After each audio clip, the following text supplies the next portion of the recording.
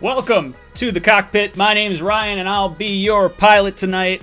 I'm joined by a very special guest. I've got Joe Blewett from Jets X Factor. Joe, how you doing tonight?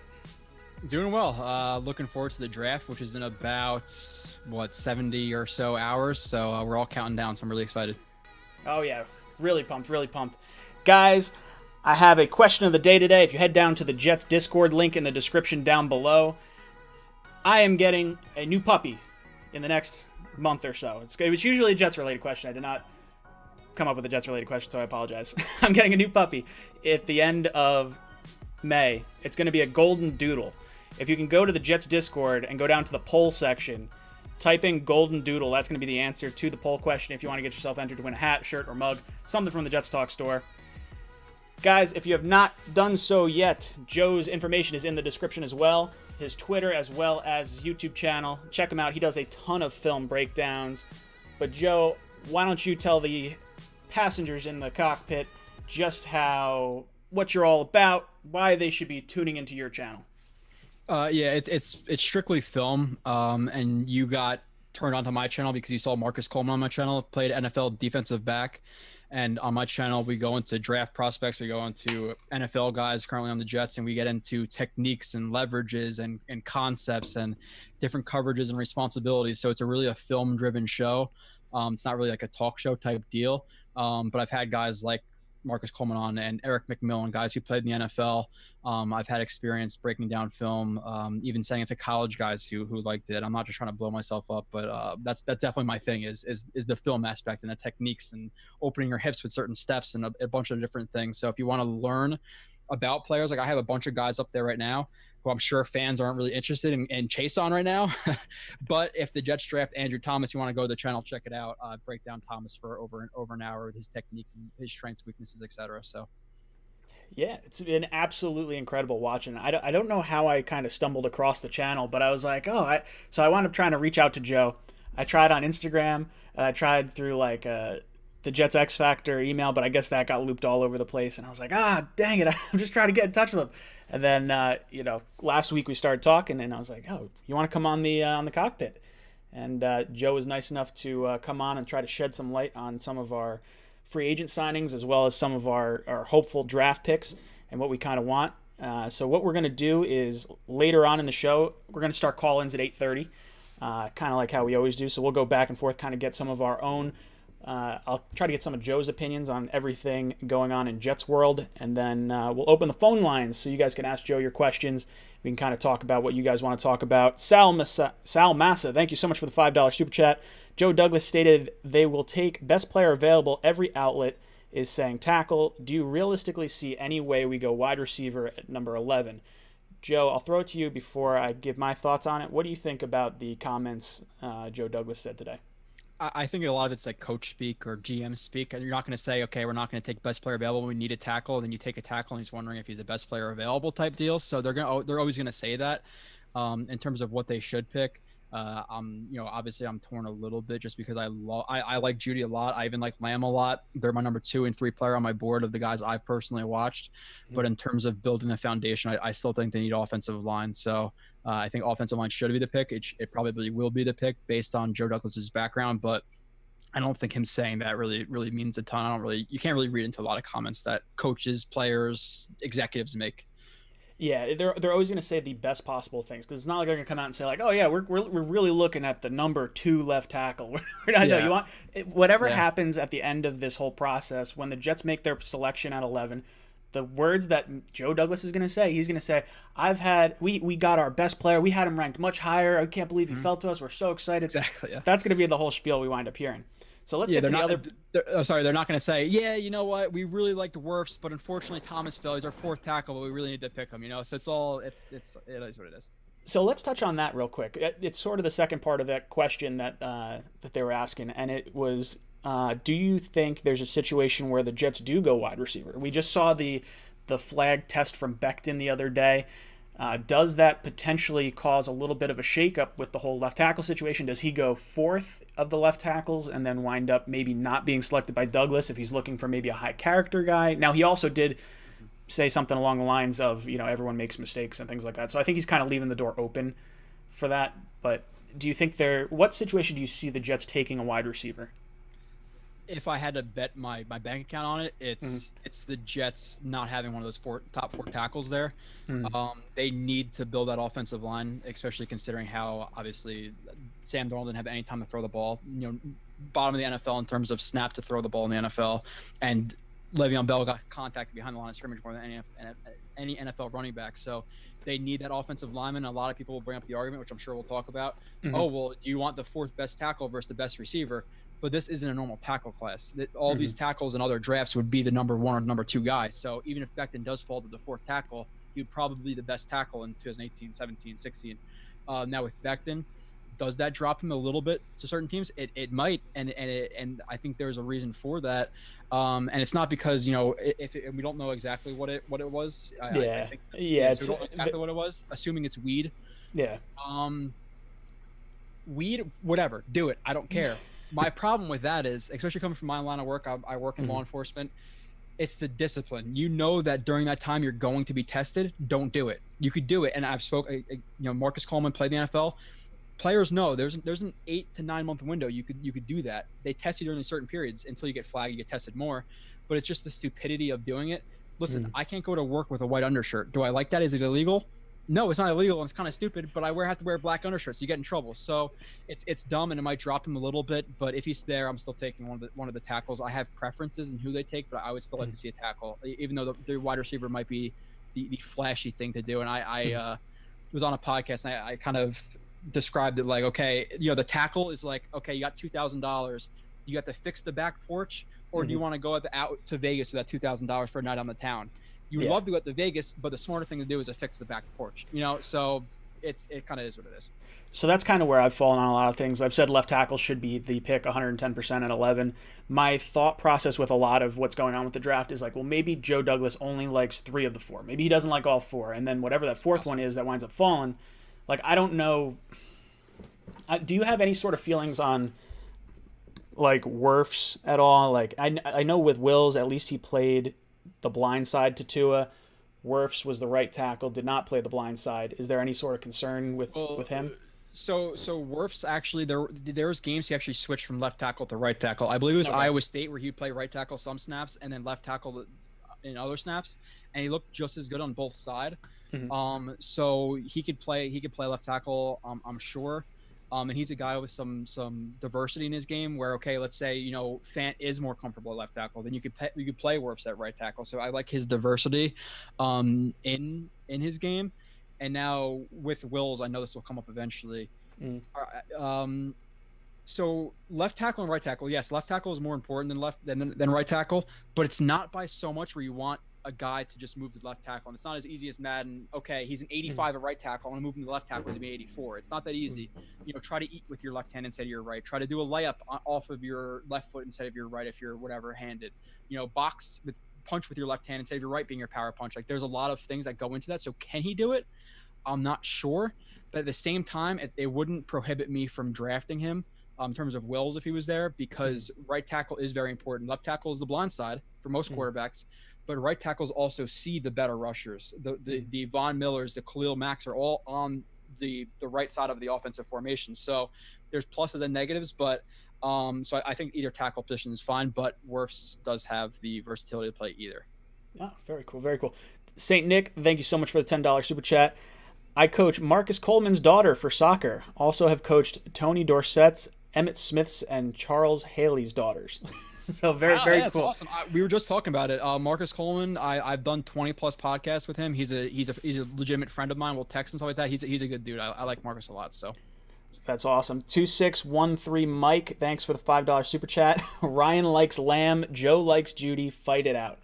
All right, so I'll give my best spiel that I can give for CeeDee Lamb. I have been on board CeeDee Lamb for like the entirety of the offseason.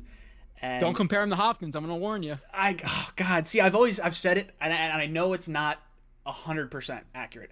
The dude's yak is incredible. I like anytime there's guys just draped all over him whenever he makes a catch, and he just finds ways to muscle through it. And so I was trying to figure out. I when I did my comparison video on the wide receivers, I had used strength of schedule as a way to sort of gauge things, and it's not great because that factors in the offensive side of the ball. and Lamb and Judy and those guys aren't going against the offensive side of the ball. So I decided to look at average defense faced over the course of the season, which again is not perfect because you face possibly not NFL caliber cornerbacks. You're facing just a good defense in general. And I was surprised that Judy's defenses were not as like that much further better than Lamb's. Like Lamb, I think averaged out as the 74th hardest defenses on average, and Judy I think was 56th. I was pretty surprised it was as close as it was. Now with Lamb, I feel like he was the guy at Oklahoma. With Judy, I feel like you have Ruggs, you have you have Judy, you have who's the other the guy that's going to go in the first, probably two guys that are going to go in the first round next year. Number 6, I forget his name. I forgot his name the other day when I was doing the podcast too. I forget number 6's name, but number 6, I think it's like Anderson or something like that.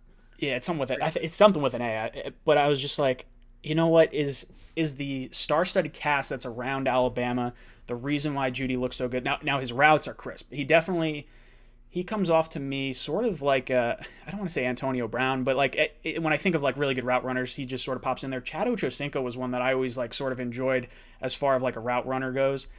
Stephon Diggs, Keenan Allen. I like Diggs a lot. So why do you like Judy more than Lamb? I guess is probably more where I need to kind of go with this. To be short, and like I said, we were actually thinking about doing this before I came onto the podcast. I'll come to a podcast in the future. We're going to share film, and I'm going to break down techniques and drive steps versus stop steps versus line steps, like all the stuff that you guys will want to see about these guys, hopefully. Lamb to me, and I like Lamb, but the comparison to Hopkins I don't think fits. And I get the style of play. Okay, they're physical, they're good at the catch point, but Hopkins also has like 20 pounds on Lamb. Lamb, if you look at him, is pretty wiry. So I don't know how that's going to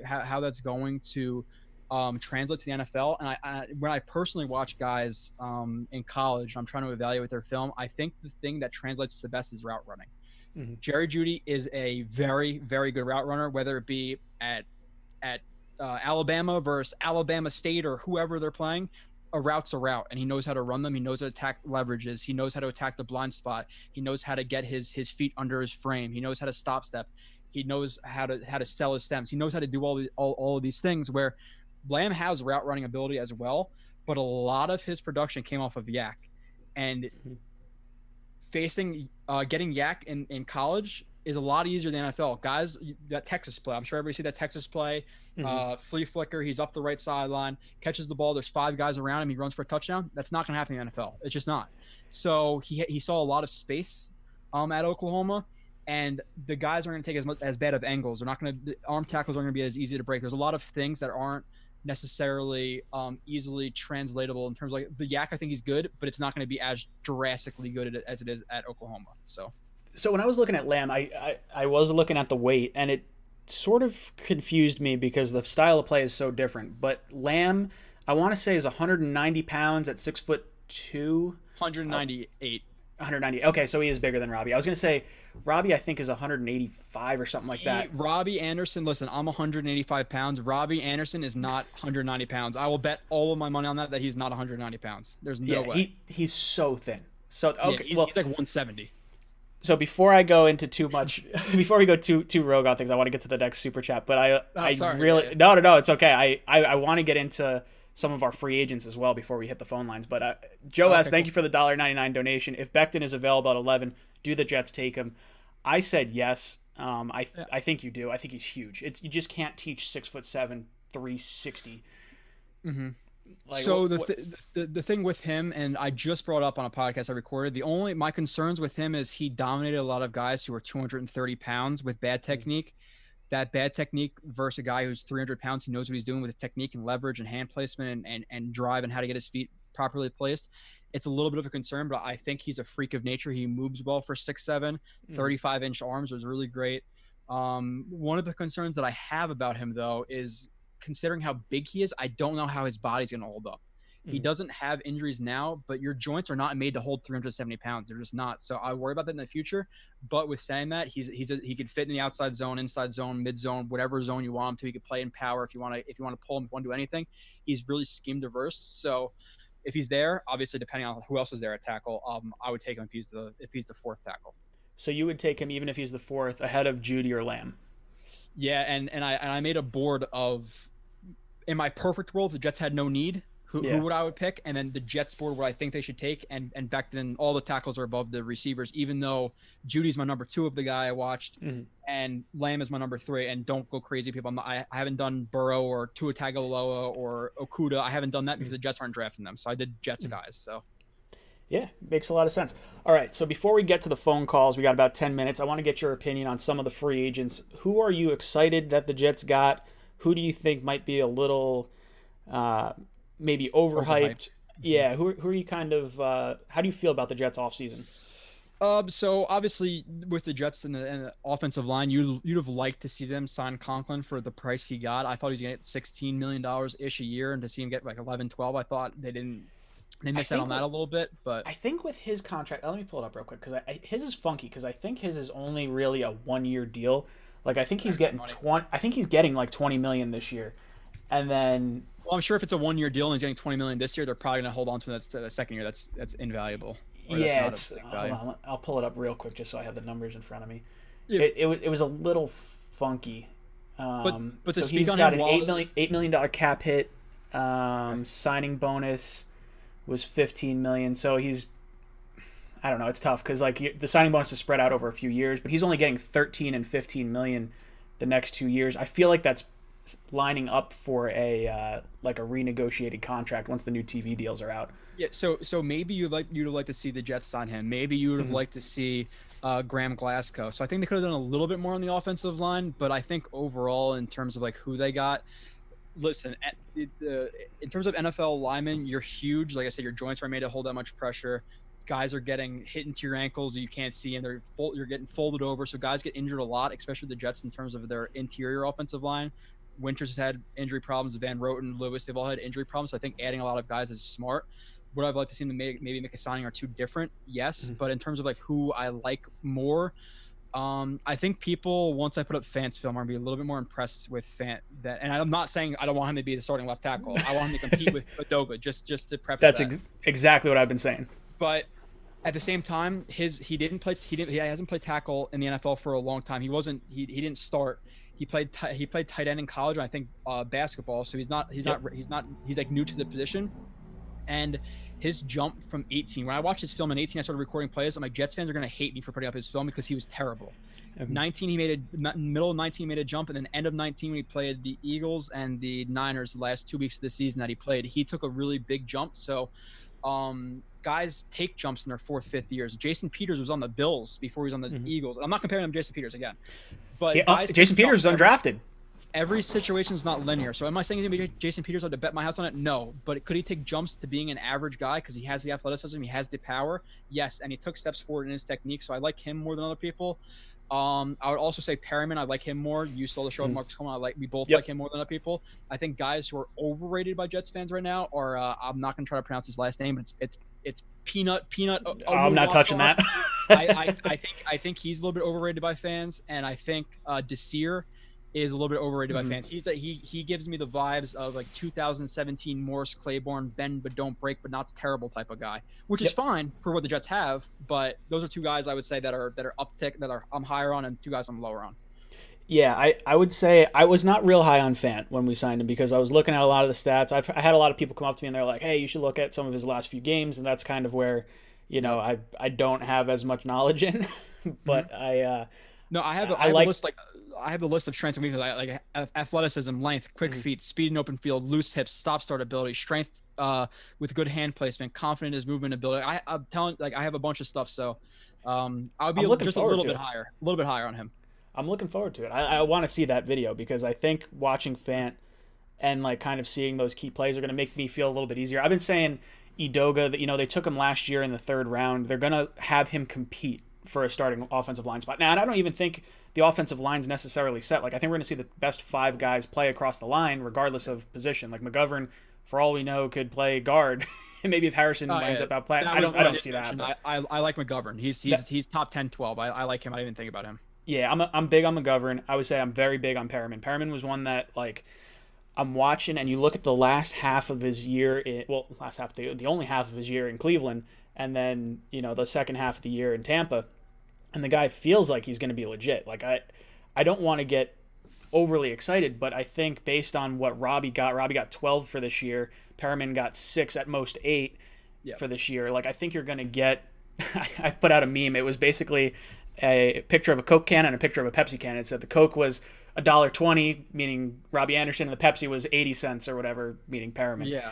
It's basically the same thing for me. You're getting a cola. You may not like one quite as much as the other, but I think you're probably, you're getting roughly the same kind of player.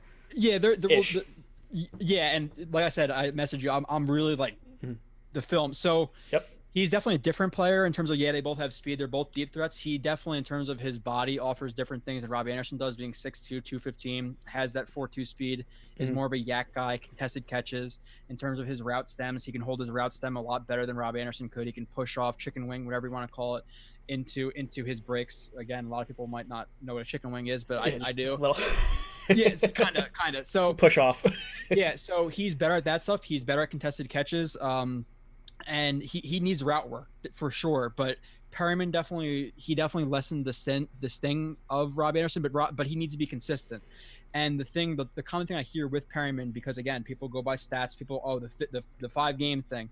Mm-hmm. If you watch the film of him week 1 through 12, 1 through 11, whatever it was, he was getting open, but guys like Godwin or Goodwin, whatever, and Evans were the primary reads, or OJ Howard where he wasn't. And there was multiple times where he was missed, where he just wasn't targeted. There was a play against the Lions where he burned Darius Slay for what could have been a 95-yard touchdown. Darius Slay's a pretty good corner. Now, I'm not saying he's Odell Beckham, but I'm saying he's a decent role player. I think he'd be a good number 2, number 3 role on your team. So it lessened the sting. Mm-hmm. Even though I like to see Robbie Anderson, signed back at the same time, but sure. Yeah, I was big on Robbie. I would have been, I would have gone as high as I think Tyrell Williams last year, 4 years, $44 million. I thought Robbie could have eclipsed that. I thought he was just as good as, Tyrell Williams. I didn't think Williams was anything special, but I thought 4 years, $12 million a pop would have been fine. I mean, I'm okay with, kind of passing on him. I wasn't overly, one way or the other, I guess, on him. But, I don't know. I think Perriman's going to be good. I think it's just a matter of staying on the field. And one thing we've seen from wide receivers, especially the burners, guys like Deshaun Jackson, guys like Will Fuller and Odell Beckham, these guys get injured. They have hamstring injuries, things like that. Robbie Anderson was available for, I think it was like 97% of the overall games that he's been with the Jets for. So his health was probably one of the biggest key factors for him and me liking Robbie. But I think the upside with Perriman could be drastically higher than what we probably could have gotten from Robbie. His raw skills are definitely better. Now, Robbie Anderson, and again, I'm not just going to crap on the guy because he's not on the team. I think, in my opinion, he's a top 5 deep threat. Just deep threat. Yeah. There was times where he burned Xavier Rhodes. He burned Jalen Ramsey. But he was also a guy who was really only a deep threat, where Perriman he could take an end around. He could take a jet sweep. There's things he could do that are different. So his raw ability is definitely it's there, and he offers more in terms of his route running. Like, he has get evens, he has shuffle technique, he has skip technique, he has foot fires, he has short shots. Like, he does different things than Robbie Anderson could do, but Robbie Anderson is a better deep threat overall than him. But Perriman has a little bit more well-rounded of a game. You just have to hope he builds on what he did in 2019 with the Bucks. So guys, I'm here talking with Joe Blewett from Jets X Factor. I have down in the description below the link to his YouTube channel as well as his Twitter. Make sure you guys give him a follow. He's got some great tape on some of the draft picks that are coming up that could be potential options for the Jets at number 11. So definitely look at that. It's impressive. There's not too many times I look at a YouTube channel I see like, all right, this channel's growing. And I'm like, all right, I want that person on. No, Joe knows his stuff, and I wanted him here. I was like, this guy's he's gonna drop some knowledge on us here, and I like that a lot. Guys, we got 217 concurrent viewers in here right now. We have 45 likes. That's a load of crap. You guys should hit the like button. Definitely get us up over 100 likes at least. I know you guys could do that for us. All right, let's see. We got 2 minutes before we're gonna go to the phones. I guess I wanted to bring up one situation because I am gonna lie. Jamal Adams. I'm not going to touch Jamal. I'm not going to touch Jamal. I'm not going to touch Jamal right now. If a caller wants to bring up Jamal, we could throw a hand grenade into a hornet's nest.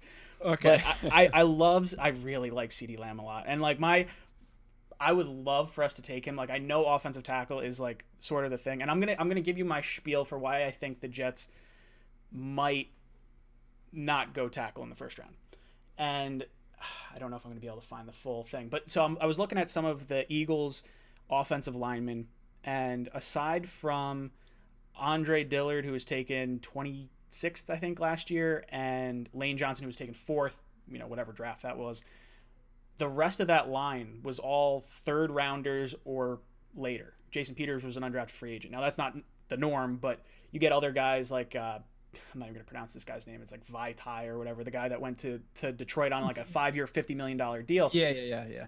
I want to say he was like a 5th round pick. There's like the entirety of that line was 3rd round and later. So could Joe Douglas be looking to potentially look to build through those 3rd and later rounds with the offensive line? I've sort of projected if the tackle that the Jets want is not there at 11, and we only like 3 of the 4. I think we saw rumors of like, oh, are the Jets going to sign Logan Ryan? I think they're not going to sign anyone until after the draft because they're saving that money in the event they have to trade for Trent Williams. And I don't like Trent Williams. I don't want him right now. He scares the crap out of me. I want Jason Peters for a year in the event we have to use a stopgap. Would you feel comfortable with Peters taking over? Because he's 38 years old right now. Peters taking over for a year, or Trent Williams. Where do you kind of fall on those two guys in particular? Yeah, and just in terms of the draft, quickly, I know you get the callers and stuff. Take your time. Yeah, it's every situation is not linear, and the problem with draft is you're thinking about best case scenario. So if you do want to take a receiver at 11, and Joe Douglas in terms of his who he drafted and all that, one, we don't know how much say he had in the drafts. Mm-hmm. 2, how many of those draft picks were under or when he was in Philadelphia. The only thing I know is that with the Bears, with Philadelphia, with the Ravens, all of those franchises have a big emphasis on offensive line, and the Jets have one of the worst right now. So yep. I think with this tackle class, they'll take advantage of that depth, and considering the depth of the wide receiver class with the top heaviness of the tackle class, I think it would be the smart thing to draft a tackle and then rely on the round 2, 3 receivers. Because listen, if we take Lamb or Judy or whoever at 11, and then you're expecting a Josh Jones, Austin Jackson, Cleveland from Boise State, or Lucas Nang, or however you say that, to be there in the 2nd round, when a lot of those guys are predicted to be 1st round, top of the 2nd round, you're playing a really risky game with your franchise quarterback who going to his 3rd year. You don't want to rattle him any more than he's been rattled because he's had one of the worst offensive lines. So I think it's a really risky game to play with that. I just know that his emphasis was on the offensive line. We saw that with all the other organizations. We saw that with the free agency. And I think a guy who played, offensive line sees what they have right now and it wants to address that. That's the most important thing. Listen, Judy will get open, Lamb will get open, but if you only have 2 seconds to throw the ball, they better get open damn quick. And so the offensive line is more important than the receiver. And we talk about it. Listen, the Jets don't have Julio Jones or anything like that, but they have Crowder, who's a good route runner. They have Perryman, who's a solid role player. So the offensive line is worse off than receiver right now, and it's a more important position considering. And then you consider in that the draft is top heavy at tackle. Whether it be that you convince yourself that guys in the 2nd round are better than they really are, where receiver is definitely deeper in rounds 2, 3, 4, 5, 6, 7, so you could address it there. So that's kind of my thoughts. Yeah, so when I think of the top 4 in this class, if we don't pull the trigger on one of the top 4 tackles, it's because Joe Douglas didn't like all 4 of them. I have a hard time going receiver. As much as I love CeeDee Lamb and like I would love the flashy pick, like I know the bust rate for a wide receiver in the 1st round is 50%, and the bust rate for a wide receiver in the 2nd round is 50%. Exactly. The bust rate for a left tackle in the 1st round is probably about 50%. The bust rate for a left tackle in the 2nd round is probably closer to like, 70%. Like it's not, you don't get stud left tackles after the 1st round almost ever. Like it's very hard to come by that. So I think you're probably right. I think tackle is going to be the pick. It's not sexy, but it's need. It's not it sexy. Is. You don't see. You don't look up offensive line highlights and get excited. You look at CeeDee Lamb, and it's exciting, But in terms of actual team building, offensive line is definitely more important than receiver.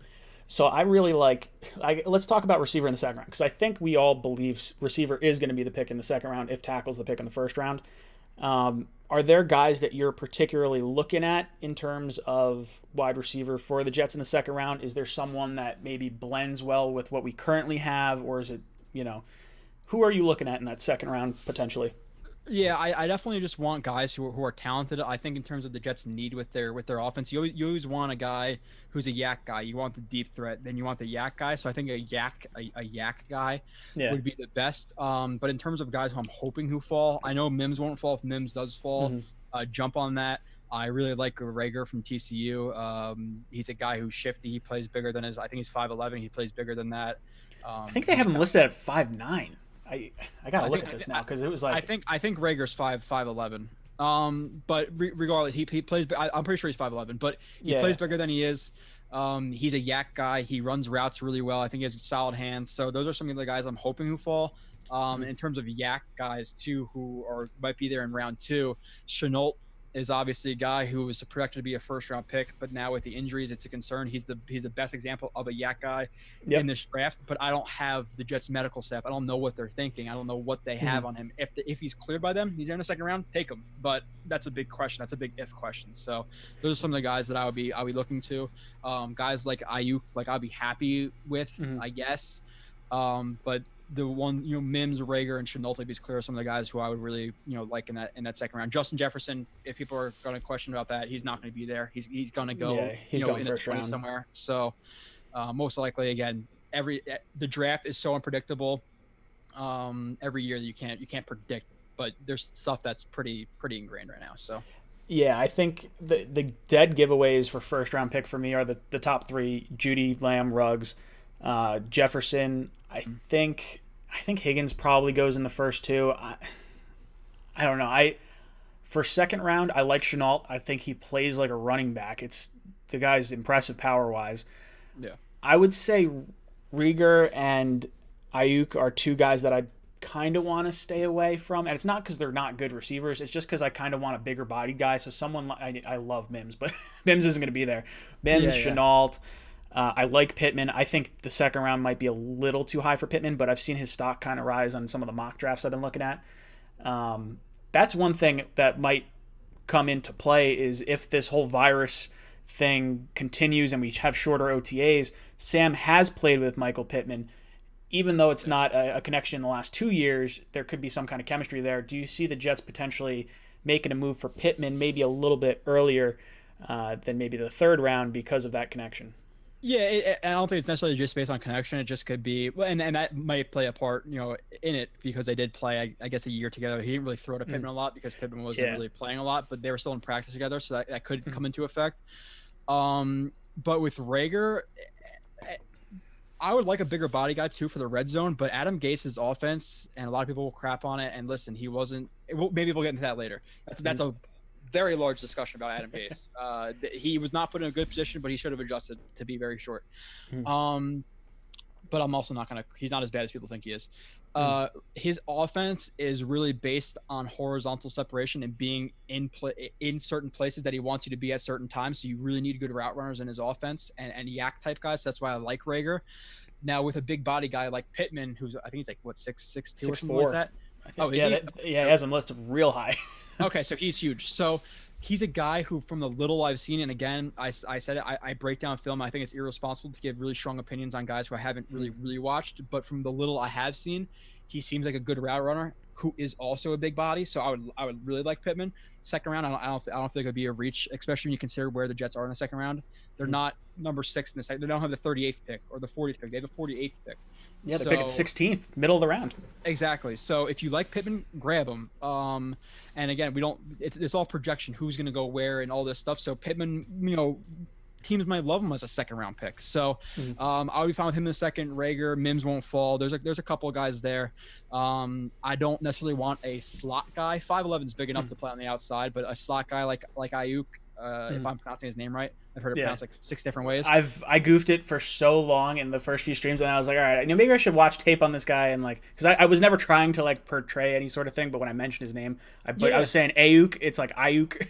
Ayuk, E is not actually his name, but I would prefer a guy who could win on the outside as well because they have Crowder. Crowder's a good route runner. He's a solid slot receiver in the NFL. So there's some guys I would like to stay away from, but I wouldn't be mad at. But I understand the big body thing because the Jets don't necessarily have it. It'll help Donald a lot in the red zone. So Very cool. I like that insight a lot. So what I'm going to do now is I'm going to put the phone number up on the screen. Joe's not going to be able to hear the calls come through, so I'm going to keep your questions short. I'm going to rattle off the question to Joe so that way we can talk it back and forth. If you guys have not subbed Joe up, his link to his YouTube channel is down below in the description, as well as his Twitter. His Twitter is a great follow. I recommend following both of them if you guys want. He's going to be more involved in Jets talk in the future, I hope. So, yeah. All right, we got our first caller on the line. Call from Eli. Hey, what's up, Eli? Welcome to the cockpit. What's on your mind? All right, so you know how the whole Yannick Ngakoue thing was going on today? And he wants out real bad? Yep. I'm thinking, this probably won't happen, but what if we can give a second rounder for him? A proven edge rusher. I think that would be it. I'd prefer that over a wide receiver, over picking a wide receiver in the second round. I completely agree on that. I'm going to ask Joe and see what he thinks. So, I say I completely agree. It's slightly different. But the caller's asking about Yannick Ngakoue and some of the drama that's going on behind the scenes. Not so much behind the scenes. The Twitter, did you see what was going on with Twitter with him earlier today? He was like calling out somebody and saying, trade me, clown emoji, all that stuff, yeah. Yeah, it was not a good look. He's definitely going to get traded during the draft. The caller was saying, would you give up a second-round pick for him? I think the conversation between you and I is probably yes. I would be surprised if it wasn't, but is there any situation where you would trade for Ngakoue? It would probably have to be more than a second. I think some teams in the late 20s is going to give up a first-round pick. How do you feel about Ngakoue? Good player, good in the run, really productive pass rusher, and I think for Jets fans who have been Jets fans for more than 10 years, all I would say is Jonathan Abraham. People who haven't seen a real rusher, and we were talking about this before we even started recording. Adding a true edge rusher will help out Jamal Adams in terms of he can play in more coverage, he can get more interceptions because he's solid in coverage. He just acts to play in the box a lot. So, adding a guy, whether that be for a second and a fifth or a second and a next year's fourth. Adding one of the best edge rushers in the league, who's still like 25-ish. Yeah, just turned 25. Yeah, in his prime, I think is a huge need because listen, how many of these draft picks pass the second round? Especially, and I'm hoping Joe Douglas is better than Mike McCaggan and all these guys. How many of those picks work out? So I've got the thing here. I've got the screenshot for. I think it was. Hold on, I'll pull it up real quick. It was goofy. Where the hell is it? It is okay. So it was Rich Cimini that tweeted this earlier. Since 2007, the Jets have drafted 69 players outside of the first round. None have made the Pro Bowl with the Jets or any other team. The average NFL team has drafted 6 Pro Bowlers in the second round over that span. So that just goes to show you how terrible the Jets drafting has been in that time. So let's say Joe Douglas is even more successful than that. And let's say he's 50% on Pro Bowl, which would be ridiculously high. If you had to trade one of those picks or two of them, let's just say the one doesn't work out for a guy in Ngakoue, who is one of the top edge rushers in the league, you do it in a heartbeat. And a lot of people will say, oh, the Jets cap. We talked about it before. The Jets are going to have $70-80 million in cap space next year. They have a lot of dead money on the cap right now, so that could be worked out with signing him. So if you want to add that to Greg Williams' defense, what he had last year, plus with Jamal Adams, plus Mosley and Williamson, guys who are being overlooked right now, you add a corner or two, that's one of the best defenses in the league. I'm not just trying to hype it up. Film will back that up because they were really good last year. So Ngakoue, I would 100% do that for like a second and maybe like a fourth next year. Yeah, I like him a lot. I would pay him the money. Guys, phone lines are open right now. Question of the day. I don't really have so much of a question as much as it is an answer. I'm getting a puppy at the end of May. It's going to be a golden doodle. If you guys want a shot to win a hat, shirt, mug, or whatever off the Jets Talk store, head down to the link in the description down below, down to the Jets Discord, head to the poll section, and just type in golden doodle. I'm going to raffle off something at the end of the show. I did not think to come up with a question for you guys, so I apologize. So that's what we're getting. You're giving the answer, isn't that even better? I'm giving the answer. All you guys have to do is type golden doodle into the poll section of the Jets Discord, and you'll be entered to win. I see some guys in the chat. Oh, why don't you name it Klecko? Because it's a girl, unfortunately. Not unfortunately. I'm excited nonetheless. But I was thinking of some names and I was like, oh, maybe Boomer if it's like a guy or something. I was like, whatever. We got our next caller on the line. Call from Bernard from North Carolina. Bernard from North Carolina. What's up, brother? How you doing tonight? Hey, how you doing there, buddy? Yeah, I'm hanging in there. What's on your mind? Yeah, can you hear me? Yeah, I can hear you. What's on your mind? Oh, yeah. I just want to ask a question here and extend a greeting, first of all, to you and Joe. And it's been a while. I want to be controversial with this question and put some things on the table. Sure. Let's say the Jets acquire a tackle, a last-minute deal, and the guy is Peters. Now, with their pick at 11, if Jeff Okudah falls to them at 11, would you guys go on and take Jeff Okudah and just go on and take your chance with a wide receiver in the second round? Thanks. Ooh. Okay, good question, Bernard. Good question. All right, so I don't necessarily buy the beginning part of this question because I don't think it would happen until after the draft. But Bernard's asking if the Jets were to sign, say, Jason Peters prior to their 11th pick, and let's say Okudah falls to 11, would you take Okudah over any of the other people that are available? Or who would you take at 11 if we kind of solved left tackle-ish before the draft? It obviously depends on who's there. If Okudah's there at 11 and you solve left tackle, you take Okudah, or right tackle, whatever it may be. Okudah is viewed as one of the top corners in the last 5-ish years. It's like him and Jalen Ramsey are as high, really highly touted over the last couple of years. There's really nobody as high as him. So if he falls, especially with the Jets needing corner as badly as they do, and don't get it twisted, they need corner. The Jets played bad quarterbacks last year, and it covered up a lot with what Greg Williams was doing. When they face guys like Russell Wilson this year, you're gonna see it. I liked what the other guys did in terms of like Bless Austin and stuff, but he's overhyped by Jets fans, to be completely honest. Okudah's there, you take him if you sign Peters for sure. So yeah, I think that's probably where I'd fall. As much as I love CeeDee Lamb or Jerry Jeudy or any of those guys, you got to take the receiver at 48. It's left tackle. Even if you move back, I mean, let's say like the Falcons. Let's say we drop back to 16, which is a pick I don't particularly want because all the tackles and all the receivers are going to be gone at that point. Yeah, most likely, yeah. Who do you look to take at 16 then? It obviously, again, it depends on who's on the board. I think Josh Jones, from what I've seen, is being a little bit overhyped, in my opinion. And there was a stat out there the other day when he played the top competition, outside linebackers, defensive end, edge players. He did not play well. So how is that going to translate to the NFL? I'm not too sure. He's a guy with a high ceiling, but he hasn't really shown a lot, minus in the underwear Olympics and things like that, I like to call it. And so I don't like him at 16. Now, it depends on if Jeudy, Ruggs, or Lamb were there, take him. And it depends, really. If the Jets are so confident that one of the players they love is going to be there, trade down. But if it's not, don't just trade down because you want to trade down and get extra picks. You better make sure that there's a player there, because if you skip on one of those receivers and they're all gone in a couple of picks, then you really screwed yourself. So.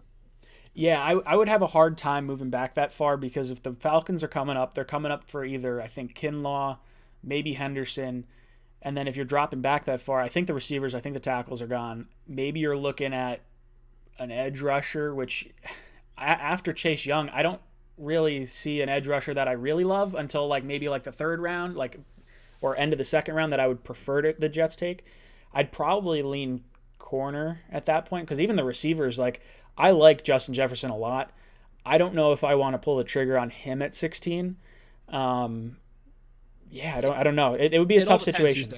It all depends who's there. If all those guys are gone, okay, then maybe it's Chase on from LSU versus, you have a guy in CJ Henderson. Do you take one of those guys? It depends on who you have higher. But at that point, I think you're missing out on a lot of the offensive guys the Jets desperately need right now for Sam Darnold. And Sam Darnold right now is the most important thing. You got to help him out. So. I would love to fix the defense, but Sam Darnold is, priority 1, 2, 3, 4, 5, 6, 7, 8, 9, 10. So. And that's just it. And for the people that don't necessarily believe in Sam, and I don't believe that's any sort of majority here, but I do think there is a small minority that doesn't necessarily believe in Sam. Your argument against Sam should be that you want to flood this offense with as much talent as possible, because in the event that Sam in 2 years, 3 years, whenever you decide to give up on him, is not the guy, you at least have a loaded offense for this new rookie to come into and hopefully thrive the way maybe Sanchez could have with those 2009, 2010 teams. Guys, the phone lines are open if you want to give a call. If you don't get through, please try calling in again. It looks like we have about 15 callers that are trying to call in right now, and I guess Google Voice probably does not enjoy getting that many calls at once. But keep trying to get through.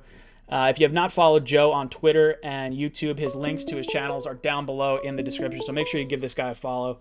We got another caller on the line. Call from Paul. Paul, what's up, brother? Welcome to the cockpit. Ryan, how you doing, buddy? I'm hanging in there. What's on your mind? Good. I can't complain. Stay safe with you and your family and your fiance. Oh, yeah, we're staying safe. I think we should focus on a couple of things here that I think a lot of your callers are missing. Sure. And it's the same formula that Joe Douglas follows. I know you and the other guys, Green Bean and all that, you get case scenarios, and I see your passion. But this guy comes from a system trained by Ozzie Newsome that, he loves third and fourth round picks. Maybe we could trade down, maybe get extra picks. I know everybody's happy, get a wide receiver, maybe get a tackle. That's great. But I think, remember, Joe Douglas loves guys that stand out in the Senior Bowl. Look at his record. And not only that, he loves big meat and potato type of guys. That's, I think, where I think we're going to be sitting in the draft. So some Jet fans might get disappointed. But in the long run, to sell Rich Cimini, who, by the way, is very negative, and I've met him several times, to solve his problem, in a couple of years, he's going to say, wow, Joe Douglas was a godsend. You know what I think is important? I want you to address to that fella.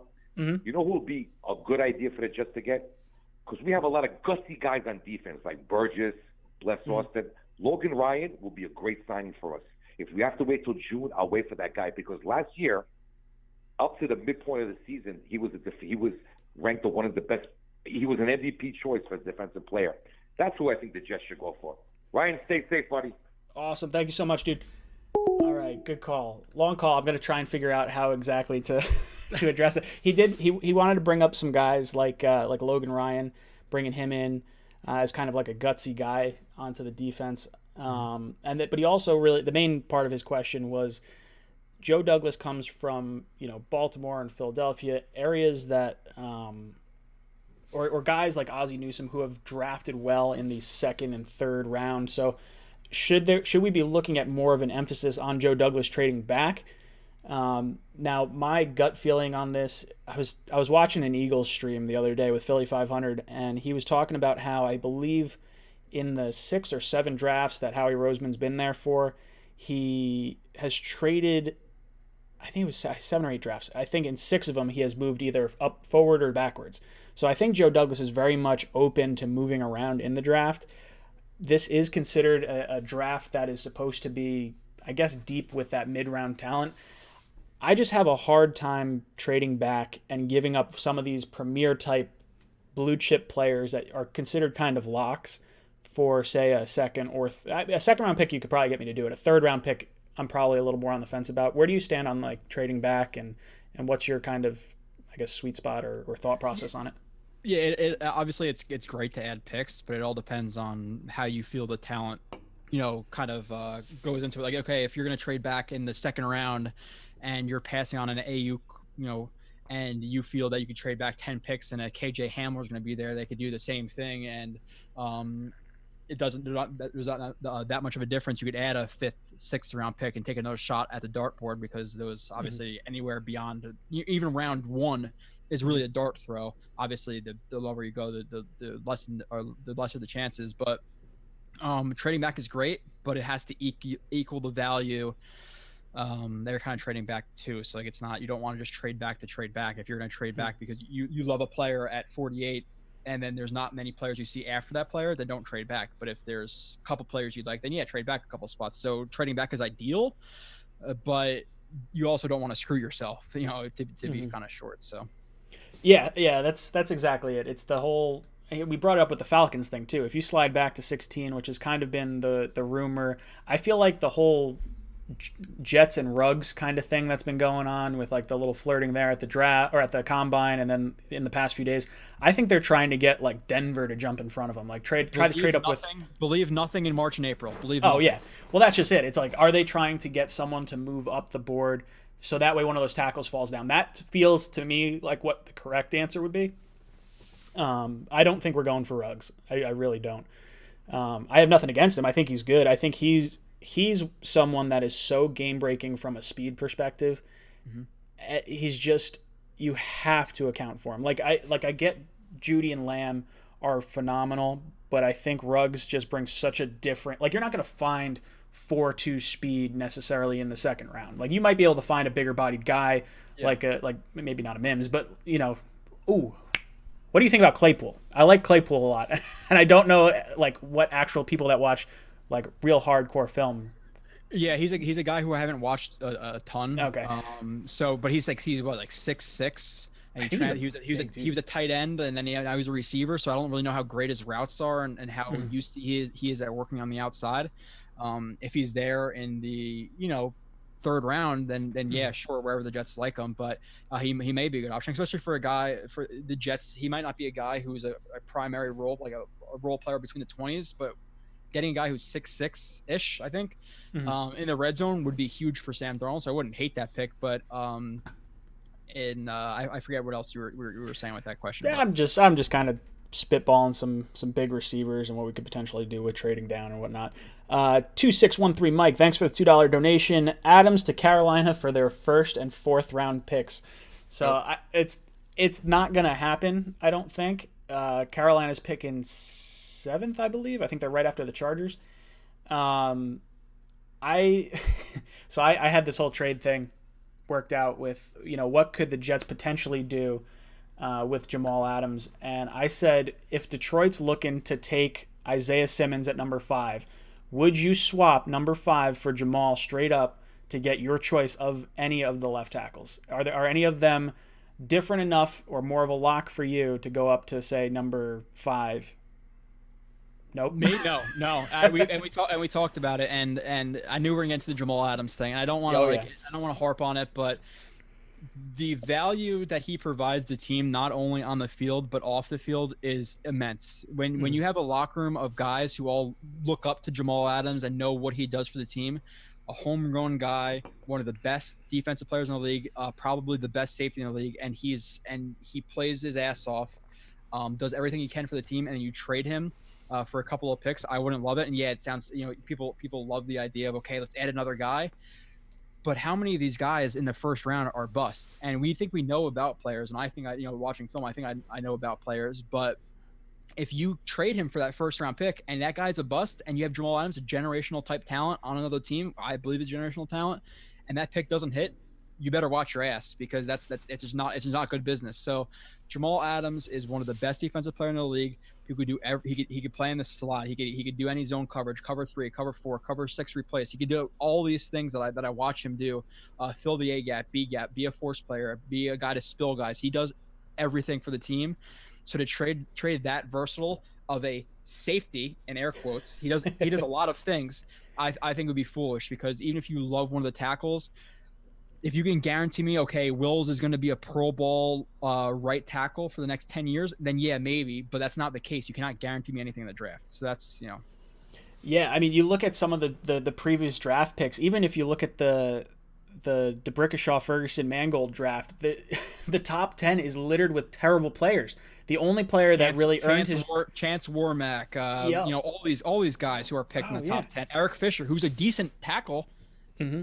But he's not worth Jamal Adams, so. No, yeah, it's going to be interesting to see what happens, because I don't know, it's a lot of uncertainty. People don't realize just how big of a raffle ticket a draft pick is. Mm-hmm. So when you trade Jamal, I think a proven player is something that I would try to go for. So like an offensive lineman from the Cowboys would be kind of a sticking point for me, plus draft picks. Mm-hmm. And that's, we were talking about it beforehand. We don't think that's necessarily going to be in the cards, because they just had Frederick retire at center. So they're going to need help on that offensive line. Offensive line. Mumtaz, thank you so much for the $20 donation. After the draft, if the pick looks crappy, please call it crappy. Don't want to hear. Trust the GM and coach. 2016 ESPN did pre-draft articles for players most likely to bust. Put Darren Lee at number 1. We picked him. I can't handle BS like that. Yeah. So if I see something that I don't like, I will call it out.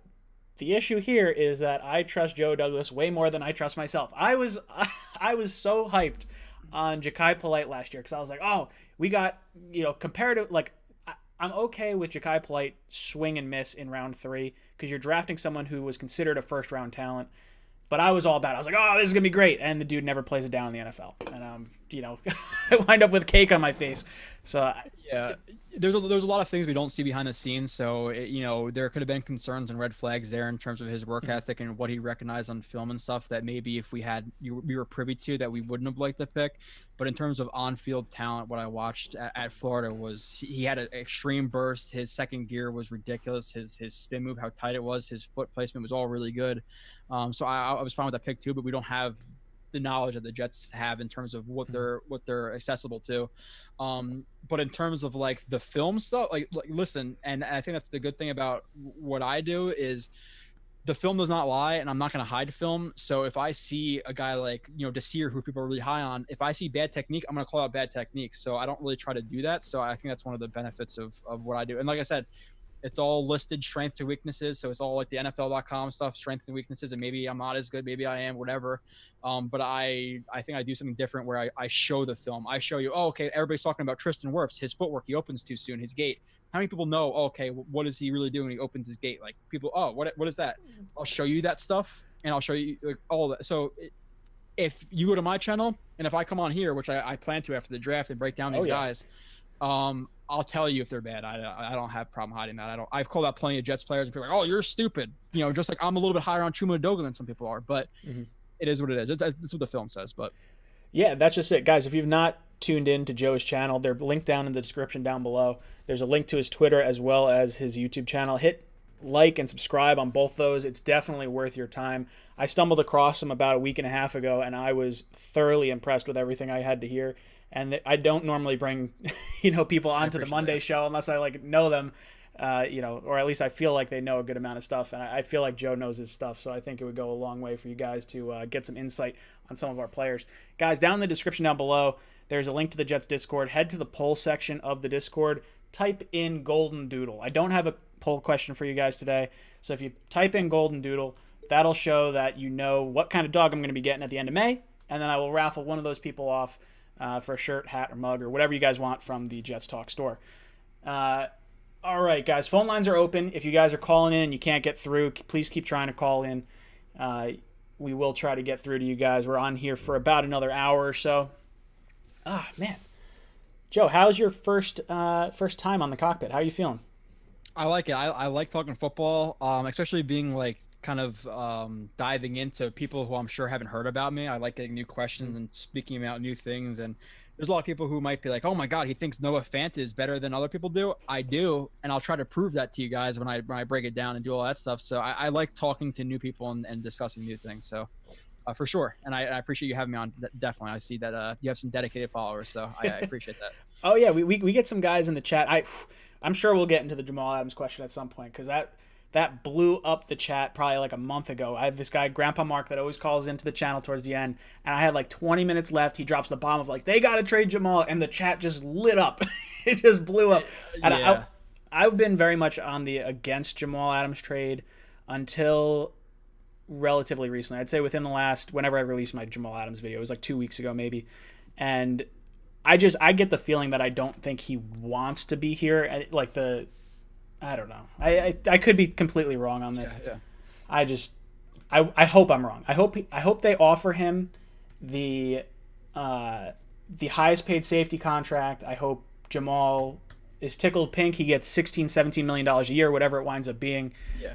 My gut feeling is I think he's going to ask for like $20 million. He's going to want to be like a top paid, defender or whatever. And I don't think he's worthy of, edge rusher money or top cornerback money. I don't even think he's, top cornerback money, but the everything that he brings to the Jets, you could get me to pay more for Jamal than I think he's necessarily worth based on the intangibles and everything that he brings to the table. That's kind of I'm definitely willing to give him top safety money, and even if you have to go $1 million or $2 million over that, listen, he's more he's not just a safety. Let's eliminate that thing, because he plays edge rusher, he plays middle linebacker, he plays outside linebacker, he plays Sam, he plays Will, he plays Jack, he plays all these different things. What he offers to the locker room is fantastic. Trust me, playing football, when you lose one of your best players, even if it's just an injury, it really hurts your team morale. So losing a guy like that would be a huge hit. And we talk about it. I mean, people may disagree with me. I've been watching since like early 2000s. And the Jets have had 3 generational type players that I've seen. And it's been Curtis Martin, it's been Darrelle Revis, and it's been Jamal Adams at this point, who are like true, like legitimate, the best player, one of the best players in the league type deals. I love Mangold, I love Maui, all that stuff.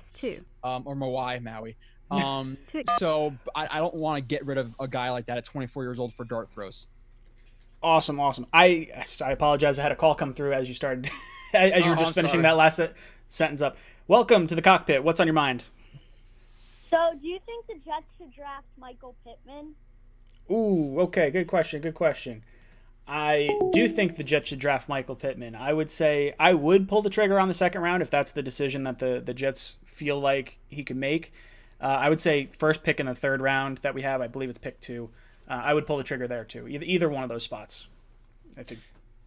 Yeah, it all depends on how they value him. But from what I've seen, the little I've seen from Pittman and reading other scouting reports with people I trust and stuff like that, I think he'd be a big body guy who can run routes, offers good size, so he could both be worked between 20 and 20. And in the red zone, I think that'd be a guy I'd definitely be interested in, especially considering Call from. the connection he has with Sam Darnold already. So To accept, press 1. Next caller on the line. What's up? Welcome to the cockpit. Hey, it's Mike. I had a question about trading back to San Francisco for 13 and 31 for our first, our second, and our first third. Our first, our second, and our first third. Okay. Interesting question. So he's asking if the Jets were to trade back with San Francisco and we get their 13th pick and their 31st pick, we would have to give up our first, our second, and I think our first third round pick if I'm looking at that right. Would you do that kind of trade so you would have 2 5-year rookie contracts, or would you prefer to stay at 11, 48, and 62 or whatever? So they have the 13th pick and what's the the other 31st, pick? 13th and 31st. I'll try to pull up a draft For our value first, chart. our second, and our third. So value wise, their picks equal out to. Quick math, can you do it? Yeah, 1150. So it's 1750 in points for them. Our points would be 1250. 1250, 16. Yeah, so if we were to give them our first, second, and third, if it was our second, third, maybe I would consider it. It seems like point value wise, it wouldn't make sense, and I don't want to lose too much value by losing an additional pick. I'd rather have 3 picks in the top 70 or whatever, or top 80, than 2 picks, even if it is like the 31st and you get that 5th year option. Yeah. I don't know. Would you rather 2 first round picks or 3 picks or 4 picks in the top 3? And again, it all depends on who's there. Because listen, if Andrew, let's say Andrew Thomas is there at 11, and you feel like he might go 12 or 13, actually 12, I guess, or 11 if they trade up, whatever. Yeah. And you're missing out on that player. Do you want to do that to pick up another couple extra dart throws? So I get it, and it depends on who's at 11. It's all fluid. Who's at 11, and then do they like guys at 31? And obviously that would be a projection, and the Jets do plenty of projections. They do plenty of mock drafts in-house to see who's going to be there. So if they like a guy at 13, if Andrew Thomas is there, and let's say Mekhi Becton's there, okay, we'd rather have either one, whatever, and we really like whoever it may be. At was it? I forget. 31. Cesar Ruiz is there. We think he's going to be there. Okay, we're going to trade back. Or we like 3 guys there. Okay, trade back. Fine. But it's all fluid. That all depends. I don't think it sounds like a bad trade because you have to factor in that 5th year value that you'd get. But it's also you have to think about, okay, well now I'm locking myself into I'm basing that value of that trade on me guaranteeing I'm going to hit on that second guy. So if that's what you're factoring in, like, is it worth it? I would probably say no, but I think it's kind of worthwhile to talk about. Yeah, I think if you get two tackles that fall to 11 and you can slide down a handful of picks, I think I would consider it. I'm of the opinion that I think only one of the 4 will be there at 11. I think the Jets will take that fourth player, I would have to think. At 31, I would look for a Cesar Ruiz, someone like that. Although I guess you'd have to look receiver at that point because you don't have 48 then. It would wind up being just 31. Look at Mims or somebody like that at that range. Yeah, exactly. Because ideally for me, I would like to see Connor McGovern be the left or the center, of the Jets for like the next at least 3 years. That's the kind of hope. I'm hoping we don't have to address center in this draft. I mean, if you get to the 3rd round and you like Biadasz or Hennessy or one of those guys that are sitting there, by all means pull the trigger and just let them compete and best player plays. I'm going to open up the phone lines again. McGovern also has he also has flexibility. He played guard too, so he could do that, even though I would prefer him at center as well.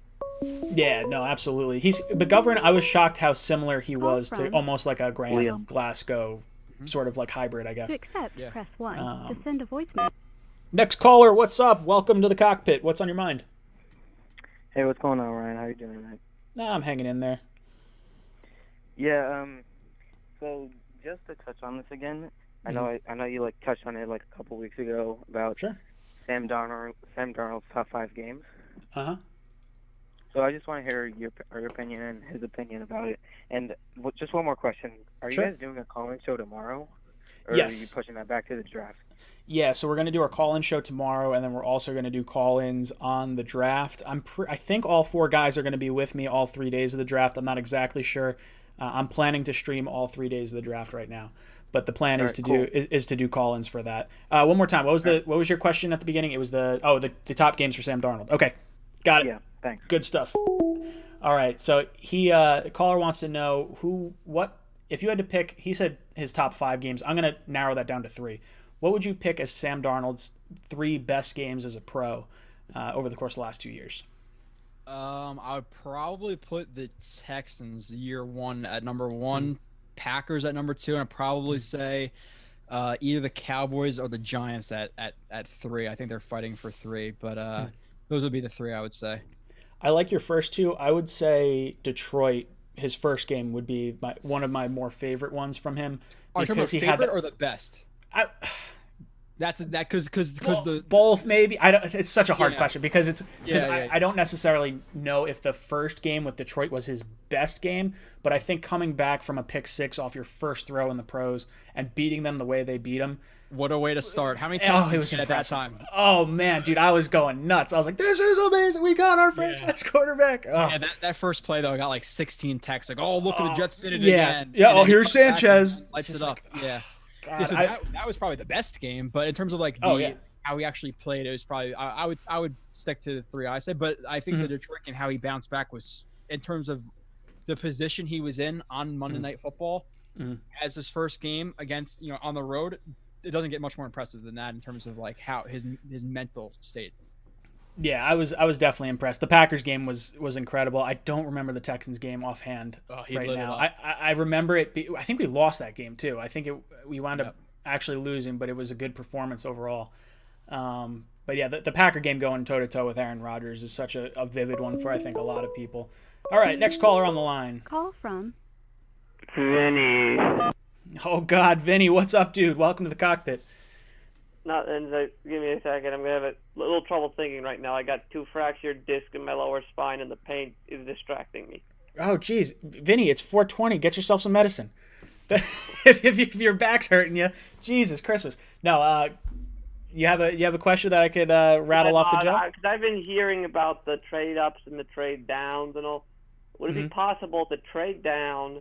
Like, let's say you trade down, then use the draft cap and use some of that capital to structure it to make a deal to trade back into the first round. Ooh, I like it. So I'm actually all for that type of move. So what Vinny's talking about is if the Jets were to trade back, regardless of how far back they trade, would you be for or against using some of that draft capital to move back up into the first round? So if you're talking, let's say I've projected pick 28 as the Jets kind of target to move back up just because of the Baltimore connection. That pick is worth roughly 660 points. The Jets' 48th pick is 420 points. Wow, that's 420 points on 420. Sorry, guys. But if you have, so let's say if you have to get back up, you're probably giving up your 48th and your first third round pick, I would think. That's the 4th pick in the 3rd round. Get you enough to move back up to Baltimore. I would do it. I like the 5th round pick option. If we had already traded back, so let's say we're picking at, say, 16 or 21, and then we move back up to 28, you're probably, if we move down, I'm thinking we probably address left tackle with either Trent Williams in a trade or Jason Peters in free agency. I'd prefer Jason Peters or Kelvin Beachum, honestly, either one of those two over Trent Williams. But I think if you're not taking one at 11, you're falling back and solidifying it with one of those guys. So now I think if you're picking, say, 16, 17, 21, whatever it is, now it opens the door for corner, edge rusher, And then with the back half of the first round, I'm probably looking at a wide receiver because I think at 16 you're not getting Ruggs, Judy, or Lamb. And then I would look to try and get Mims at 28, or maybe Higgins if he's there at the back end of the first. What would your thoughts be on moving back up into the first round? Yeah, it's honestly such a cop out answer, but it's fluid. It's all fluid. It's all fluid. Like, sure. We don't know who's going to be there at 11. We don't know who they think is going to be there in the end of the first round. We don't know what they're getting. We don't know how they view the board in the third, fourth, fifth round. So it's like fun to play like what if games, to do mock drafts, but we don't know. So yeah, if they were to trade back to, let's say, 17, and they really like Chase on and they grab Chase on, and then Josh Jones falls to whatever they trade back up to get to 30, and Josh Jones or Austin Jackson's there and they really like him, then great. Now you just address tackle and outside linebacker. But do they even like those guys? Do they feel that the draft is deep? Because a lot of guys who evaluate the draft for a profession, which is not my profession, I wish it was, think that there's 15 to 16, 17 guys who are worthy of first round legitimate picks. So if you trade out of that top 15, 16, 17, especially considering the Jets need tackle, which goes quick in every draft, receiver is something the Jets desperately need, and there's a top 3 guys, and after the Jets you have the Broncos, you have the Raiders, you have teams like that who need receivers. You might trade yourself out of a blue chip type really good prospect for a bunch of second tier type guys, which worries me. So I love the idea of trading down, but I also like the idea of staying at 11 and grabbing a legit guy too, Yeah, I think 11 you have a lot of value right there, and it would be a shame to give that up and slide back for an extra dart throw that's going to turn into a 33% hit rate or something, maybe, like if you're adding that extra. That scares me a little bit. All right, we got another caller on the line. Jack, what's up, dude? Welcome to the cockpit. What's on your mind? Hi, short question. Sure. Do you think who do you think the Jets are going to get in the second round? Ooh, okay. Good question. Good question, Jack. All right, so Jack's asking who we think the Jets will get in the second round. I'm going to say it's going to be a wide receiver, and it's going to be, I'm just going to say Michael Pittman. That'll be my answer. 48, Michael Pittman. What about you? Yeah, I think a receiver I think it's a safe bet just because we're all assuming that the Jets do get a tackle at 11. I think that's how Douglas builds. We spoke about that already. So looking at the offense, I think that they need to add that receiver. So if I had to bet, it is a receiver, whether that be Rager, Chenault. I think Rager's going to probably go before that pick. Chenault, I think, he's a massive wild card in this draft. We don't know, especially this is unprecedented area that we're in with this whole virtual draft, and apparently they tried to do it today. I don't know if you heard about that. And we're texting and saying it was a shit show. Let's talk about that for a second. If you guys don't know this, the Cincinnati Bengals, they did a mock draft as like a trial run for Thursday, and I don't know exactly what happened, but it was like minutes, like over 2.5 minutes went off the clock after Cincinnati tried to get their pick in. And it was just a cluster. So if that's going to be it for all 32 picks in the first round, this could be a pretty dicey way to handle the draft. Well, as you know too, and you're big on the internet, YouTube, all that stuff. And it was funny. I was doing I don't know if you know who Scott Mason is. I was doing a podcast with Scott Mason, Play Like a Jet, and we were talking about the draft. And as we were talking about the draft, I said, well, what if a telephone pole gets hit? Swear to God, a telephone pole got hit in my town and the internet went down. We had to redo the interview like 10 minutes later after it. So you don't know what's going to happen. And apparently today they were saying that like GMs were texting other people and saying it was a shit show, and that, the bandwidth, about bandwidth was not big enough for everybody to be on it.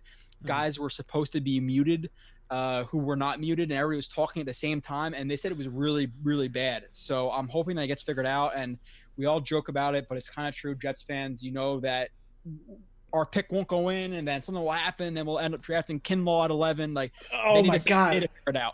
I'd go on a baby punching rampage if we took a D tackle in the first round. No, it's not happening. There's no part of me that would. I had a guy on Twitter send me the other day like his mock draft, and then in the second round they took it into your defensive lineman. Listen, and this is why I talk about with Udoga and with some of the things that are not linear.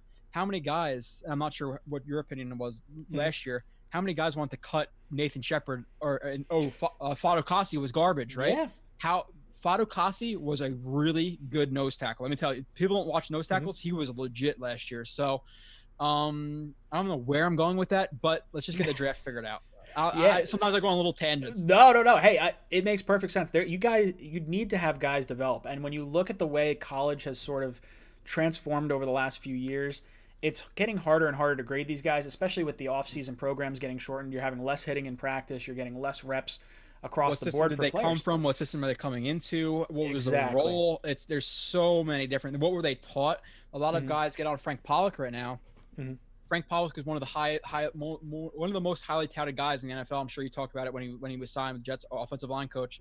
Mm-hmm. But we don't know what's going on behind the scenes. What did he teach the guys? What did they apply to the game? What did they not apply to their game? What did they get? What did they not get? So there's so much things that go on behind the scenes. And in a football game, trust me, like how many people on this channel, not to be like whatever, how many people can tell me what cover 3 replacement is?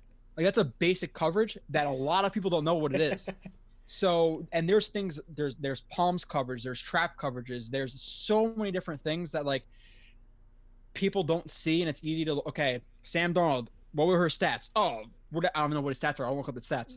Yeah. So there's so many things. Listen, Sam Darnold, and we talked about it, you mentioned before, don't give up on the kid. He has plenty of potential. Playing behind the worst offensive line in the league is not helping him. But again, tangent, I apologize. Guys, if you have not followed Joe on Twitter and YouTube, his links are down in the description down below. Seriously, this guy knows his stuff. It is a lot of fun to listen to him talk football. I definitely recommend watching the Marcus Coleman interview that he had because it was gold. It was really, really good. I'm going to open up the phone lines again. We got 40 minutes left of phone calls. Guys, if you have not done so, in the description down below, there's a link to the Jets Discord. Head down to the Jets Discord. Head down to the poll section. Type in Golden Doodle. That's going to be the answer for today's poll question. There's no poll question listed over there, but I am getting a Golden Doodle at the end of May. And for those of you... Ooh, sorry, burp. Beer. For those of you that I knew that answered that right. Those too. Oh, I was like, oh, we got another phone call on the line. But definitely answer it down in the poll question down below. Peter Long Island. What's up, dude? Welcome to... Whoa, I got the wrong name on here. Welcome to the cockpit. What's on your mind? Hey, man, how's it going? All right, so I noticed that a lot of people keep saying Michael Pittman, and then, you know, we all got swept up in the Jamal Adams things because people just repeat themselves. With quarantine going on, who do you suggest as someone who has original thoughts and is not just piggybacking off of somebody and just spewing the same thing? Sure. So that, you know, we can either read or watch YouTube videos or something like that. That'd be interesting. So, what was the question? Who do I think? Who do you think has either good YouTube videos or good articles that has original thoughts and is not just repeating the same thing? Because Michael Pittman, all of a sudden, is something that everyone's saying because like 2 people wrote about it instead of having like an original thought, like an original like just out there opinion like Bart Scott does all the time. You know. Oh, okay. I like that. That's a good question. That's a different question. I've never gotten that one before. All right, so Joe, who, in terms of Jets beat reporters and just knowledge in general, like it could be YouTube channels, it could be, you know, where would you particularly go to find out the best type of information? Like he brought up the whole Pittman thing. He's like, oh, you know, 2 guys write about Michael Pittman, and now everyone's talking about Michael Pittman and like how the, you know, whatever, the Jets could take him with the Sam Darnold connection and everything. Yeah. Who, when you're looking up Jets information, aside from your own original thoughts and knowledge, who do you kind of look towards to get that information? Yeah, and there's a lot of stuff that you'll hear, and it's funny for me too, because like a film, you'll hear one person say it, and then everybody regurgitates the same thing. It just it catches like a wave because people, when they don't know about a certain topic, they'll just regurgitate somebody they trust, and I see that a lot. And there's guys that people do not like, and I don't personally like them in terms of their personality. I think in terms of like Jets film and stuff, I'm gonna rely on myself. That's just how I am. With like the stuff in the front office that I do not know about, and I don't like to say his name, it's Manish Mehta and Rich Cimini. There's reasons they're the biggest guys, but listen, and I didn't write down all the things that they've predicted, but Manish, for as much as I don't like some of the stuff he does, he calls a lot of things that the Jets are doing or thinking about or trades or whatever. And Rich he's been there for 20 years. So in terms of like the beat reporters I look to, it's the 2 most popular guys who get scoops right. And yeah, they're going to be wrong and stuff like that. And sometimes Manish is how Manish is. Yeah. Those are the guys I look to, even though I don't follow them. I don't like them. But if I see their sources, I'm like, oh, okay, it might be something I'm looking into. So. Yeah, I tend to fall sort of in line with Manish. I took more of his articles seriously, I think when McCagnon was here, because I think he was getting fed information to sort of spin the Jets in a positive light. That's sort of where I fall on him. I don't like him. I really don't. I would say I like Samini. I like Rappaport a lot. I would say those would be the two guys. Oh well, yeah. If you're talking about guys outside, well, the thing I wanted to bring up, like, too, like, fans have a lot of fan glasses on. So, like, okay, and I think this was a situation in 2015, whatever it was, with Wilkerson. He brought up, okay, well, he's not going to meetings, he's lazy. How many fans probably jumped on him for that? Oh yeah, I'm sure a ton. The results of that years later, like how lazy the guy got. He's just lazy. I have reps on my computer right now of him just standing there, not trying to defeat anybody. Yeah. So you have to take off your fan goggles sometimes. And if like, listen, like, I might call it a guy like the Seer and he might hate me, but it is what it is. But even though I don't like Minish's personality, I think in terms of like calling stuff, he's pretty good with that stuff that we can't see because I'm not at the Jets facility, 100 days out of the year. So in terms of accurate Jets information, aside from even the beat reporters, just to kind of give a little bit more of, I don't know if it's an inside sort of thought process, I really like the Jet forums. One forum that I'm a part of, that you were a part of at one point, was Jet Nation. It is a really good forum. I want to say there's like 60,000 people on it or something like that. And there's a lot of ways to kind of sift through some BS. You'll get guys that are trolls. You'll get guys that don't know anything that they're talking about. But then you get guys that have a ton of, I don't want to say karma, but they have a lot of points from upvotes and downvotes and things like that. And you can sort of tell who knows what they're talking about. And I'll get some of my information from that. Like, my first reaction when I hear Jets news is I go over to Jet Nation and I just sort of read the comments, see what people have posted in terms of links to other articles, just sort of crowdsourcing information. And then I try to process my own, and then I sort of think, okay, well, where are the Jets now? Did we get better or worse because of this move? And then, like, take things with a grain of salt. But, ooh, Jesus Christ, I'm sorry with these burps. it's terrible. No, I would say Jet Nation is the spot I kind of go towards to find Jet articles and then multiple opinions from people, whether they're right or wrong or just totally ass backwards. You got to sift through that. But that's kind of where I like finding information. Yeah, I would definitely make sure you don't go to one person, because especially with in terms of like information, sure. In terms of film, there's not a lot of people I know who are really in depth into the film and what, like, there's plays like, okay, everybody calls out Adam Gase. I'm not high on Adam Gase, trust me, but I went over Adam Gase's film with an NFL player. He's an ex-NFL player. He played defensive back in the NFL for 11 years. He saw some of his plays, and he was saying he doesn't know how to cover this, even if he knew what the play was before it happened. So, like, there's certain things you just can't believe all the time, like whatever. But all the respect to Jet Nation. The owner of the website's actually a personal friend. He's actually coming to my wedding. The owner of Jet Nation. So I nothing respect for them. That's where I started out. But it's definitely a great site with a huge forum. So I want to get, there was someone in the chat, my buddy Rich was in the chat over there, and his mom says hi. So hi, Loretta. nice to see you guys tuning in. So you got your name shouted out, Loretta. All right, guys, we're going to open up the phone lines again. If you've not followed Joe, make sure you head down to the link in the description down below. Follow him on YouTube. Follow him on Twitter. The guy's going to be on our show way more in the future. I definitely enjoy talking to him. The guy knows his stuff. As far as question of the day, go down to the Jet Discord. Head down to the poll section. Just type in Golden Doodle. That's going to be the answer of the day for the question. I forgot to put up a poll question, so just answer Golden Doodle. People will be like, what the heck's going on? Chris from Florida. But you'll figure it out. Press 1. All right. Chris from Florida, what's up, dude? How you doing tonight? What's going on, man? I'm just glad I got my call through. And shout out to Joe. Love his channel. Seen a couple of things myself.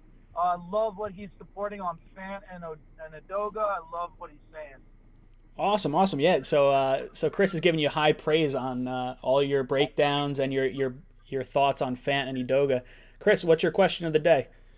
My question is more so, let's say we stick at 11, but we know some people on the top draft are looking to move down or also open to trade options for their first round pick. So out of the three, Giants, Detroit Lions, and possibly the Jaguars, is there a chance we could add not necessarily our first round, but probably package maybe a late third round and fourth round, and then probably add a player like Avery Williamson to probably gain that extra upright first rounder? What's your thoughts on it, guys? All right, good stuff, Chris. So he's asking about potentially trading up. into the top 10. He specifically brought up the Giants and the Lions, as well as the Jaguars. For me, I'm not going to really touch the Giants or Detroit. I think that's too high for us to move. The Jaguars just 2 picks in front of the Jets, sitting at number 9. And as far as the draft board goes, that's about a 150-point swing. It's a 100-point swing. So you're talking about a third-round pick. Probably the Jets' second of the 2 third-round picks is what you could give up to move up. I would do that if there's a tackle that we really like, because I think Cleveland's going tackle. If you could give up, now say you could give up maybe a 4th-round pick plus Avery Williamson, maybe I'd consider that. I think Avery Williamson is going to be used as a trade chip in this draft. I think Joe Douglas is not going to want to pay 2 top 15 inside linebacker salaries, especially bringing in Peanut, who played well next to Mosley in Baltimore. And I like Avery Williamson. I had him on here for an interview, and it was just the guy's great. I really like him a lot, and I'm so mad that we didn't get to see him with Mosley last year. Do you think the Jets could trade up, and do you think they package a player to move up with one of those kind of picks, or do you think they sort of sit tight and ride it out? Fluidity. It's too many cop-out answers. But it's so true though, because we don't know what's going to happen. So if they love Wills, and Wills is their clear number 1, Wills falls because all the other teams, the Giants want a left tackle, whoever, the Cardinals want a left tackle, so they take Wirfs, who played left tackle and right tackle. So they don't take Wills, and they love Wills because the Jets have needed both tackles. Then for a 3rd-round pick for a guy who you're sure is going to be a blue chip, really good guy, I would be willing to do it. I wouldn't, obviously, the Jets have so many needs at so many positions that having the more draft picks, the better. But if you have a guy who's ranked that highly on your board and he falls and it's going to cost you, again, another dart throw in the 4th round, no matter, people will love it, fall in love with the name. Oh, KJ Hill, I love that guy. I love Zach Moss. You hope they work out, and by what you read, they might. But how many times in past history, the last 100 years, 20, 30, 40 years, do those guys really all the time work out? All the guys you've been right on. Like, listen, and by the way, I appreciate the comment from whatever the caller was. You might love me when I talk great about Adoga and Fant, but when I crap on Desir and Peanut, you might not like me as much. But if a guy falls, sure. Williamson, I like Williamson's game a lot. I think he's underrated. I think, and again, not being a biased Jets fan, or trying not to be a biased Jets fan, having Fadokasi, having McClendon, having Q, having Mosley, and having Williamson, they have a really, really strong front 7. So I don't want to get rid of Williamson, because that's the real strength of the defense. Now, if they had to trade, if they traded him for a guy they need at offensive tackle, then yeah, it might be worth it. But I wouldn't look to trade Williamson. Yeah, I'm so torn on the Williamson thing. Like, I would move him for a pick, whether that's getting back up into the first, like higher in the 1st round, like to the Jaguars pick, or getting back up into like Baltimore's slot. Like, if I could give up our 48th pick and maybe our later 3rd-round pick plus Williamson. Now, hypothetically, let's say, okay, you're trading up 3 picks or whatever it may be, and it's the Jets' 11th pick, Williamson like a 7th to get Wills, because that's such a need on the team. Then yeah, trade up to get it, because Wills is he's my best player I watched so far. I like him more than anybody. I love Wills. Really technically sound. His balance in his kicks and his kick slide is really good. His strength. He's a good player. If you want to, you can go watch that. I break down all the film. So yeah, because the offensive line is such a need in the offense, and the whole offense overall is a need, then yeah, trade up. But Williamson's underrated. I'm telling you, the way he take on pulling guards, he can take out kick out blocks, the way he just plows through guys, the leader he is. You saw him, and this thing that people don't think about, the leadership. Going on Jets Twitter and seeing him watching games in his football uniform, like he's dedicated. It's great.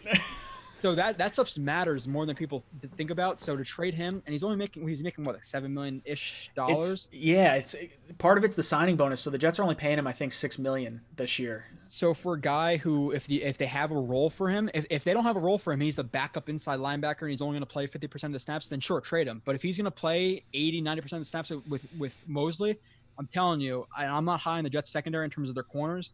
That front 7 is dangerous, minus having a really good edge rusher. But that inside linebacker duo it's top 5 in the league to me, because I think Williamson's an underrated player. You can't cover, he could cover much better than a guy like, and Peanut has better movement skills, but trust me, his awareness is not there.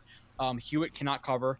Blake Cashman can't cover yet. He has the agility to, but he can't. So he's the starter, and I wouldn't look to trade him. But if it was to help the offense and Sam Darnold, then yes, but I wouldn't want to do it. Yeah, and you think about how many injuries the Jets had last year. I want to say it was $80 million worth of money on IR at one point. They were down to like their 23rd inside linebacker last year. Oh, yeah, it was ridiculous. And I went over a stat in one of my videos, but it was something like if you remove the franchise quarterbacks from the IR, like if you remove Big Ben, Cam Newton, and Alex Smith, because the Jets didn't have a franchise quarterback that was knocked out, if you remove those guys, salary cap wise, the amount of money that was lost, the Jets lost like $80 million. I think the next closest team was like $40 million or something. It was ridiculous. Like $40 million, yeah. Yeah, and then you consider, okay, Avery Williamson went down with an ACL tear. CJ Mosley got hurt. Who's to say that one of these guys doesn't go down, and you need that guy if we trade away Williamson and Mosley goes down again, or if whatever happens. There's so many curveballs. Williamson is such a good player. There's a big gap in between Williamson, Hewitt, Burgess, Cashman, Peanut. There's a very, very big gap. A lot of people said coming out of Tennessee he's not a cover guy, and listen, he's not a cover guy, but he's also not David Harris. And I love David Harris, but he could not cover anything. No, he's so slow. He's the reason we got Darren Lee. Yeah, he's an average coverage linebacker, but in terms of him putting his head down and taking guys down, pulling in the B gap, he's absurd. Like he's such a tough player, and I love that physical mindset he has. So, and like you said, with the injuries, there was a ton of them last year, and they were down to their sixth inside linebacker, right? Because it was Mosley went down, Hewitt went down at one point, Cashman went down, Williamson went down, and then somebody else that they had went down, and then I think it was Burgess, who's like their fifth or sixth guy. So there's injuries, and he's a good enough player to find a role for him in Greg Williams' defense for sure. He did that run defense will be really legit for sure. Guys, if you've not followed Joe's channel, link in the description down below. Follow his channel, follow his Twitter page. The guy knows a ton about football. He's a very good follow. And then if you guys have not answered the question of the day, head down to the Jets Discord. Link is in the description down below. Head to the poll section. There is no question up there, but if you answer Golden Doodle as the comment in there, I'll raffle off a shirt, hat, or mug for one of you guys on the at the end of the show. I forgot to put up a poll question, so Golden Doodle is the kind of dog I'm going to wind up getting at the end of May. Which next in whenever we have football again, I'm going to do picks. We're going to have myself. I'm going to do the picks for the week. Becca's going to do the picks of the week, and we're going to have the dog do the picks of the week. And we're going to see at the end of the season who winds up getting the most picks correct. And one of us is going to get something. I'll buy something myself, or the dog will get like a new crate or something. And I don't know what Becca will get. Becca already got her ring, so she's good. All right. I feel that pain. We're both relatively newly engaged. Yeah. I feel bad with you guys with the whole Corona thing. We're getting married next. Me and my fiance next April, so I feel for you there. So. Yeah, so I'm getting married. I was supposed to get married end of May this year. We just postponed it, so we're gonna go end of May next year is gonna be our date. Thank God. Good luck with that. Good. Yeah, dude, used to. Same thing. Caller, thank you so much for holding. What is your question? Hi. So if Pittman, Chenault, and Ayuk are available at 48, who would you take? Who was the third name? Pittman, Chenault, and Ayuk. Ayuk. Okay, good question. If we have the choice between Pittman, Chenault, and Ayuk at 48, who is the player you're taking? It seems like you really like Chenault if he's healthy and the medicals check out. Exactly. I like him. He's a big guy. He hits like a running back at the wide receiver position. That would be my pick, I think. I like Pittman a lot. He would be 2. Ayuk just goes to 3 for me just because he's just not the type of receiver I want. It's more of a size thing than anything else. I don't necessarily hate his highlights or anything. Yeah, I would agree with that ranking. Pittman has a route running ability and that big body that I definitely like. Chenault, it's completely dependent on his physical. If he's good physically and they check out all of his medical issues and he's good, jump on that pick because. Listen, he might not be a guy who you want running a whole diverse route tree and ask him to be in a certain spot after his 4th instep and break inside and be at this route depth. Like, you might not want that from him. But in terms of what I said before, the Jets need yak players. He's that yak player. Quincy Nunwa. Realistically, if you had to bet a lot, is Quincy Nunwa going to be healthy? Probably he's not going to play at all. I think the only reason we didn't cut him is because he's got an injury guarantee in his contract. Exactly. So they need that guy. So yeah, Chenault, Pittman, and then probably Ayuk. And from what I've heard, I've been like Ayuk, whatever. From what I've seen, there's guys who are really high on him and guys that are really low on him. And again, I feel like I don't want to be irresponsible and say I love this guy, I hate this guy.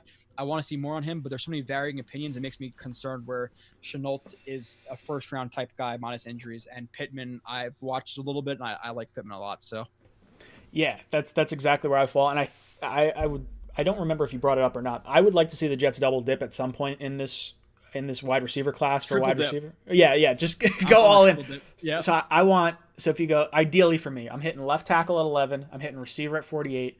I'm trying to hit edge rusher, I think, at the first pick in the third round. And then I would say the second pick in the third round is where I'd try to double dip at wide receiver, whether that be a Claypool or a Gandy Golden. Gandy Golden might be I don't know where he falls. He played in such a bad conference. I really have no idea where to peg him, but he's someone that has a really high upside, just a tall dude. Sort of reminds me from like a lanky perspective of like an AJ Green, but not the skill set. And then I would probably where do you fall in running back? Not that I don't have any sort of player in mind, but I think Bell's gone after this year. I think his contract is cuttable after this year, and some of the rumors we heard about Adam Gase not necessarily being thrilled with the signing, I think it's the writing's on the wall, and I think at the very least you need a backup running back because we don't have Montgomery, we don't have Powell. Do you trust Cannon to be the guy behind Bell? I don't. Like I would think you have to address running back at some point in this draft. Every draft pick, like Cannon was picked in the 6th round, and oh my God, the Jets got a steal, and he's the best guy ever, but you didn't know him a week ago. So I hope Cannon can develop and be that, maybe 1 or 2 touch a game on a jet sweep or an end around, sure. But in terms of running back, I think it's one of those positions where just based on how many guys hit late, it's a position that every other year, if you want to take a swing on a guy in the 5th, 6th, 7th round, sure. So I would like to add a running back late, but in terms of like the first 4 rounds, like tackle, inside not inside linebacker, I mean like interior offensive line, whether it be guard or center, receiver again, receiver the 3rd time. I want that, but intertwined with that, if they feel at a certain pick that a corner like a Bryce Hall or whoever it may be, or a rusher is available, Aquara, in the 3rd round, whoever it may be, then take them, because the Jets still, while their biggest need is on offense, just overall, minus like tight end and quarterback, they still have massive needs at corner. Trust me, corner's going to get more exposed this year versus better quarterbacks. I like Bless Austin, but there's listen, he played like 4 games in his last 2 years of college. He got benched, which does not say a lot about him with what he was proving to Greg Williams, and he's been injured. So can you count on him? And then Desir, he might be a decent number 2, but they don't have a lot there. So if you can find a guy at edge or corner that you really like in those mid rounds, I'll be fine with taking one, as long as you address offense very early and very often. Yeah, you think about the quarterbacks we wound up facing last year. You have the top 5 of this draft. We faced the Bengals. We faced the Redskins. We faced the Giants. We faced the Dolphins twice. Like this, we absolutely faced the worst possible schedule Devlin you can Hodges, face. the Pittsburgh Steelers. The backup Bills team. Like the 7-9 record we saw. It's great to go 6-2 down the stretch, but it is very much not a 6-2 that you would normally be impressed with. I think the quarterbacks next year, you got the NFC West and the AFC West.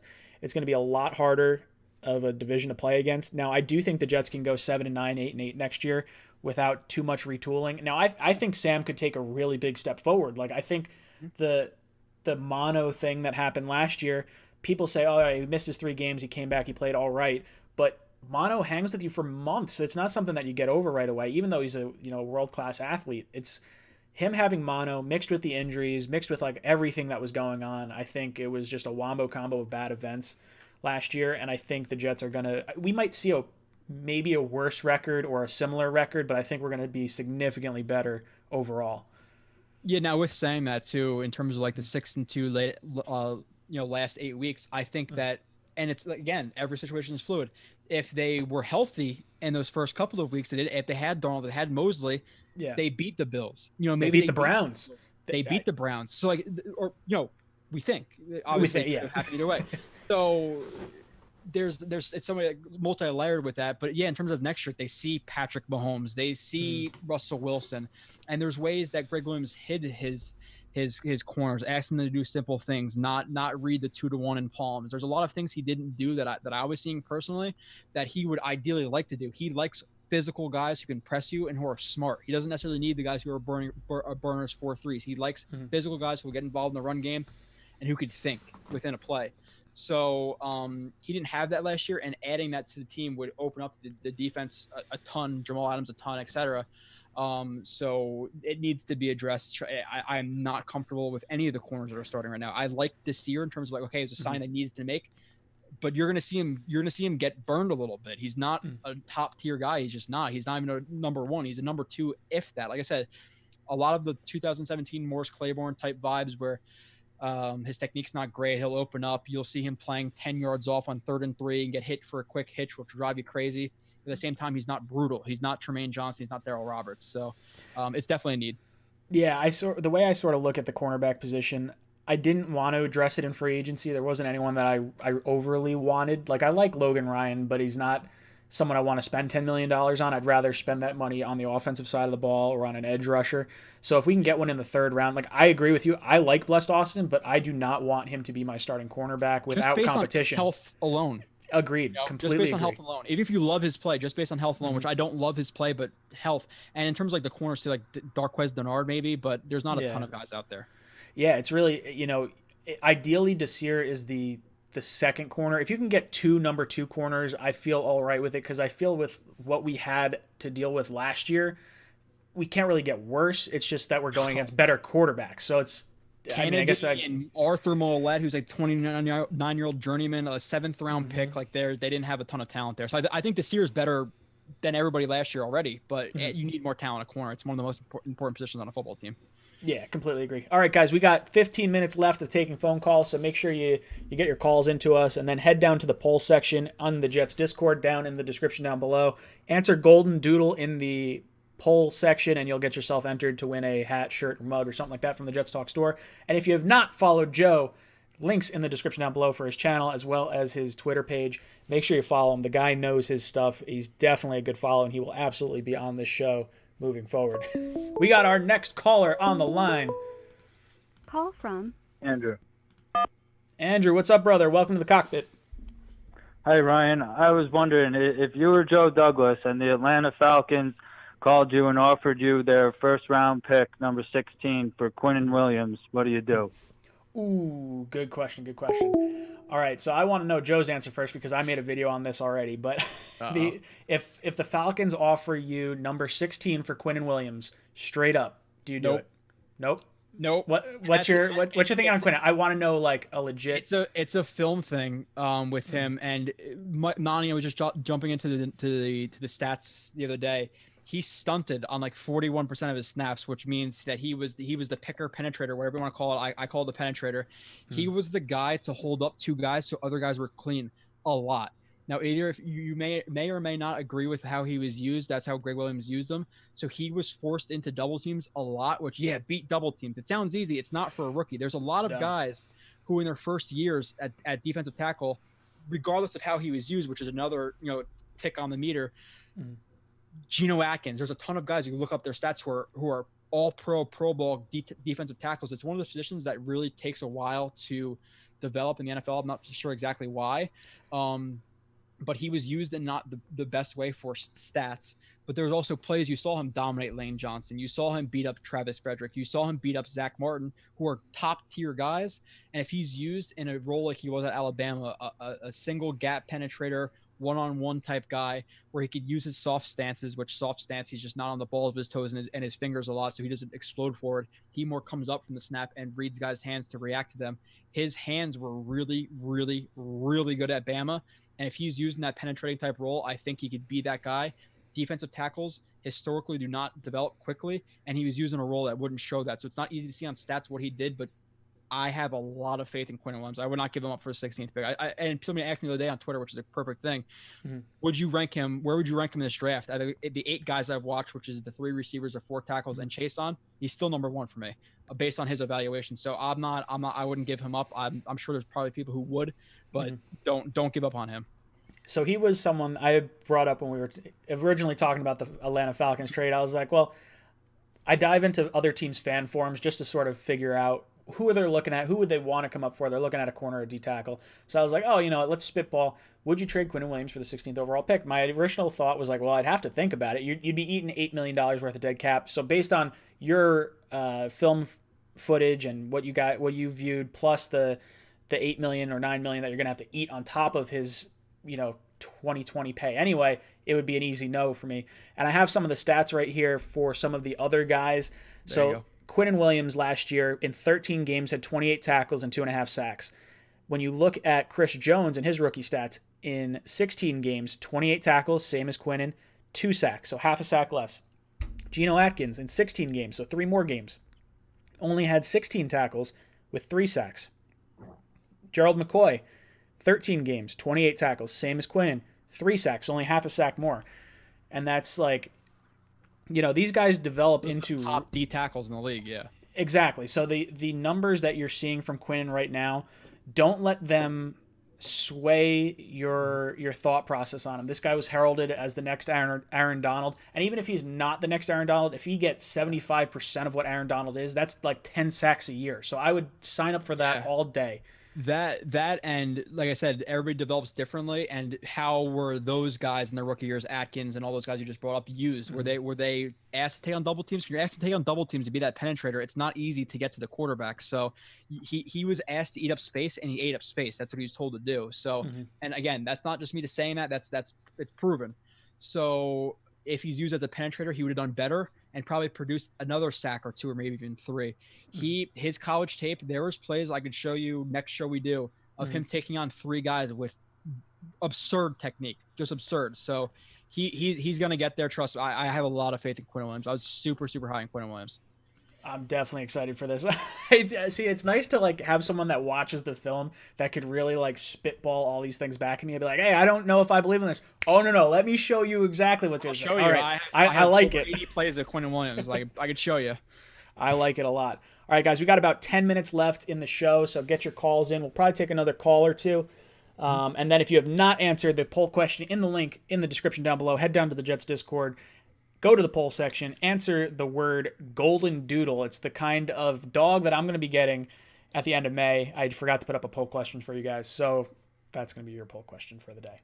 But, if you guys have not subbed up Joe is a great Jets fan, a great film critic. So make sure you look at his YouTube channel as well as his Twitter. The guy breaks down film like no other. And it's something that really drove me into his channel, so it's definitely worth checking out. We got a caller on the line. Welcome to the cockpit. What's on your mind?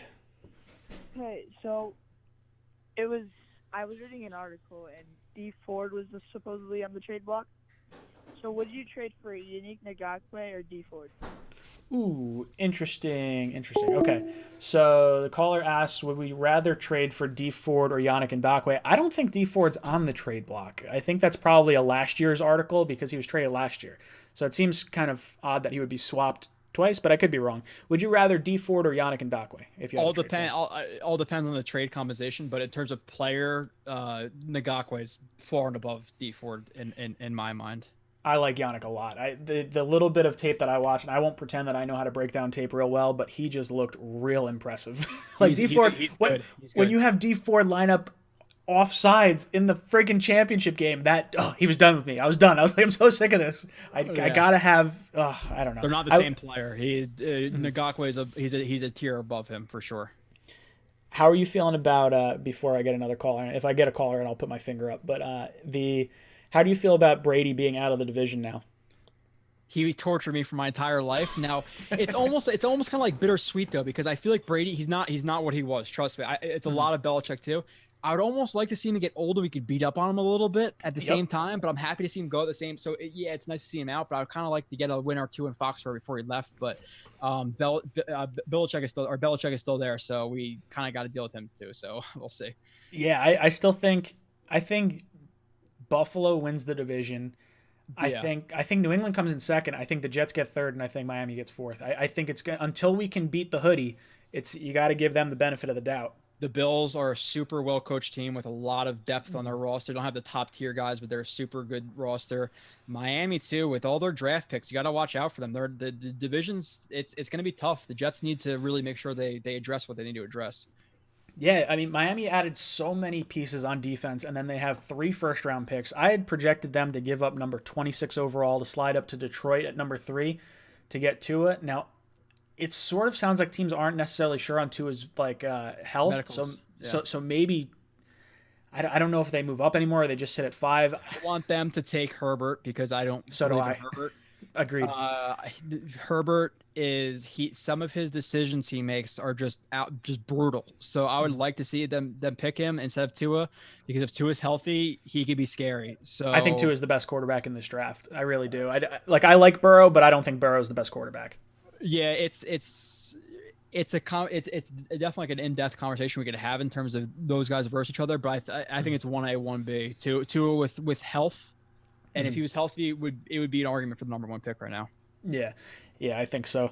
Do you think? Well, I guess I'll turn off the phone lines because I'm getting some guys calling in, but it's not really pulling through right now. Do you think Burrow should try to pull some type of Eli Manning-esque maneuver to get himself out of Cincinnati? He is training with Jordan Palmer, the little brother of Carson Palmer, and apparently did not have too many nice things to say about the Cincinnati Bengals. We've heard what Carson Palmer has kind of said in the past and what other players have said about the Bengals. They don't spend money in free agency. This is the first time I think they have spent money in free agency this year. Do you think Burrow would be better off not going to the Bengals? In terms of his football career, probably. But it's like it's such a frowned upon thing for me because even if you just watch the Michael Jordan thing, the other night, he came into a Bulls team that was just, there was nobody in the stands, like absolutely nobody. Like it was a joke when you see the actual pictures of it. And he took over that team and there was 18,000 people there every single game. So like I would say sack up and do it. So by the same time, for his football career, if he was to go to a better team, then yeah, it's better for him. But I would really disrespect. And obviously, one player on a football team makes a lot smaller difference than one player in a starting 5 of a lineup in basketball. So it's not linear, but yeah, just go to the Bengals. He would be frowned upon for sure by many, many people with already kind of an arrogant attitude, in my opinion. Yeah. The cigar and the, a little bit more of a playboy. He's definitely hot on himself. So I would definitely not like him. I would probably root against him if he did that, because I don't respect the guy. Listen, you get drafted, that's where you get drafted, make the best of it and make the Bengals a playoff winner, So football career, yes, but for everything else, no. Yeah, I don't want to see him say no to the Bengals. I think at this point he's going to go to the Bengals. I think he knows probably well enough not to do that. I don't think we've seen that happen since Eli, which would have been 2003, I think. Yeah. 2 or 3, whenever that was. It's not a common thing to have happen at all. Guys, we got 4 minutes left, so I'll go into the Jets Discord. I'm going to pick a winner right now. If you guys in the chat list a number 1 through 10, and then I'll pick the first 3 that pop up, and then that'll be how I raffle this off. Ooh, Jesus Christ. Sorry about that, guys. Let's see what numbers are popping up here. 6. What else we got? It's a little bit of a lag. Come on now. What numbers we got? 6.9 and 8. I'll round up. Okay. 6, 7. What is that? 13. 8 is 21. All right. So 21st. 2, 3, 4. I'm going to skip everyone. 1, 2, 3, 4, 5, 6, 7, 8, 9, 10, 11, 12, 13, 14. All right, so the winner for this week is going to be Albino Dingo. You are going to be the winner for this week. So hit me up on the Jets Discord. My name is blah, blah, blah on there. So send me a personal message, and I'll get your information so that way I can get you entered to, or not get you entered, I'll get you, get you your choice of a hat, shirt, or mug from the Jets Talk store. I see some happy 420s in there. Happy holidays for you guys. Make sure you celebrate responsibly. Don't be sharing anything. You want to keep your germs to yourself. Joe, I want to thank you so much for coming on for the cockpit this week, and I hope I get to have you on not just this show, but some of the Talking Jets panel as well. Yeah, for sure, man. Just let me know, and as long as we can work it out, I'll come on and break down tape or talk or whatever you want to do. It's definitely fun. Awesome. Good stuff. Is there anything else you want to rattle off? Give yourself the best plug possible. Joe RB31 on Twitter. I put up reviews there. Again, strengths and weaknesses listed. If I can't show you those strengths and weaknesses on film, I do not list them. So it's really tape based. I go through people's footwork, their hand placement, their leverage. Are they too big of steps? Are they opening their hips properly? Like everything you could think of for the most part. There's still a lot to learn. Follow me there, and then go on YouTube, Blewett's Blitz, or the podcast app. Awesome. Good stuff. Joe, thank you so much for tuning in. This is going to be it for the cockpit. I'll be live tomorrow with Matt O'Leary, Gangrene David, Green Bean. So make sure you guys tune into that. We'll be going live Thursday for the Jets draft party right here on Jets Talk 24/7. And this is Jets Talk signing off. One more time. Jets.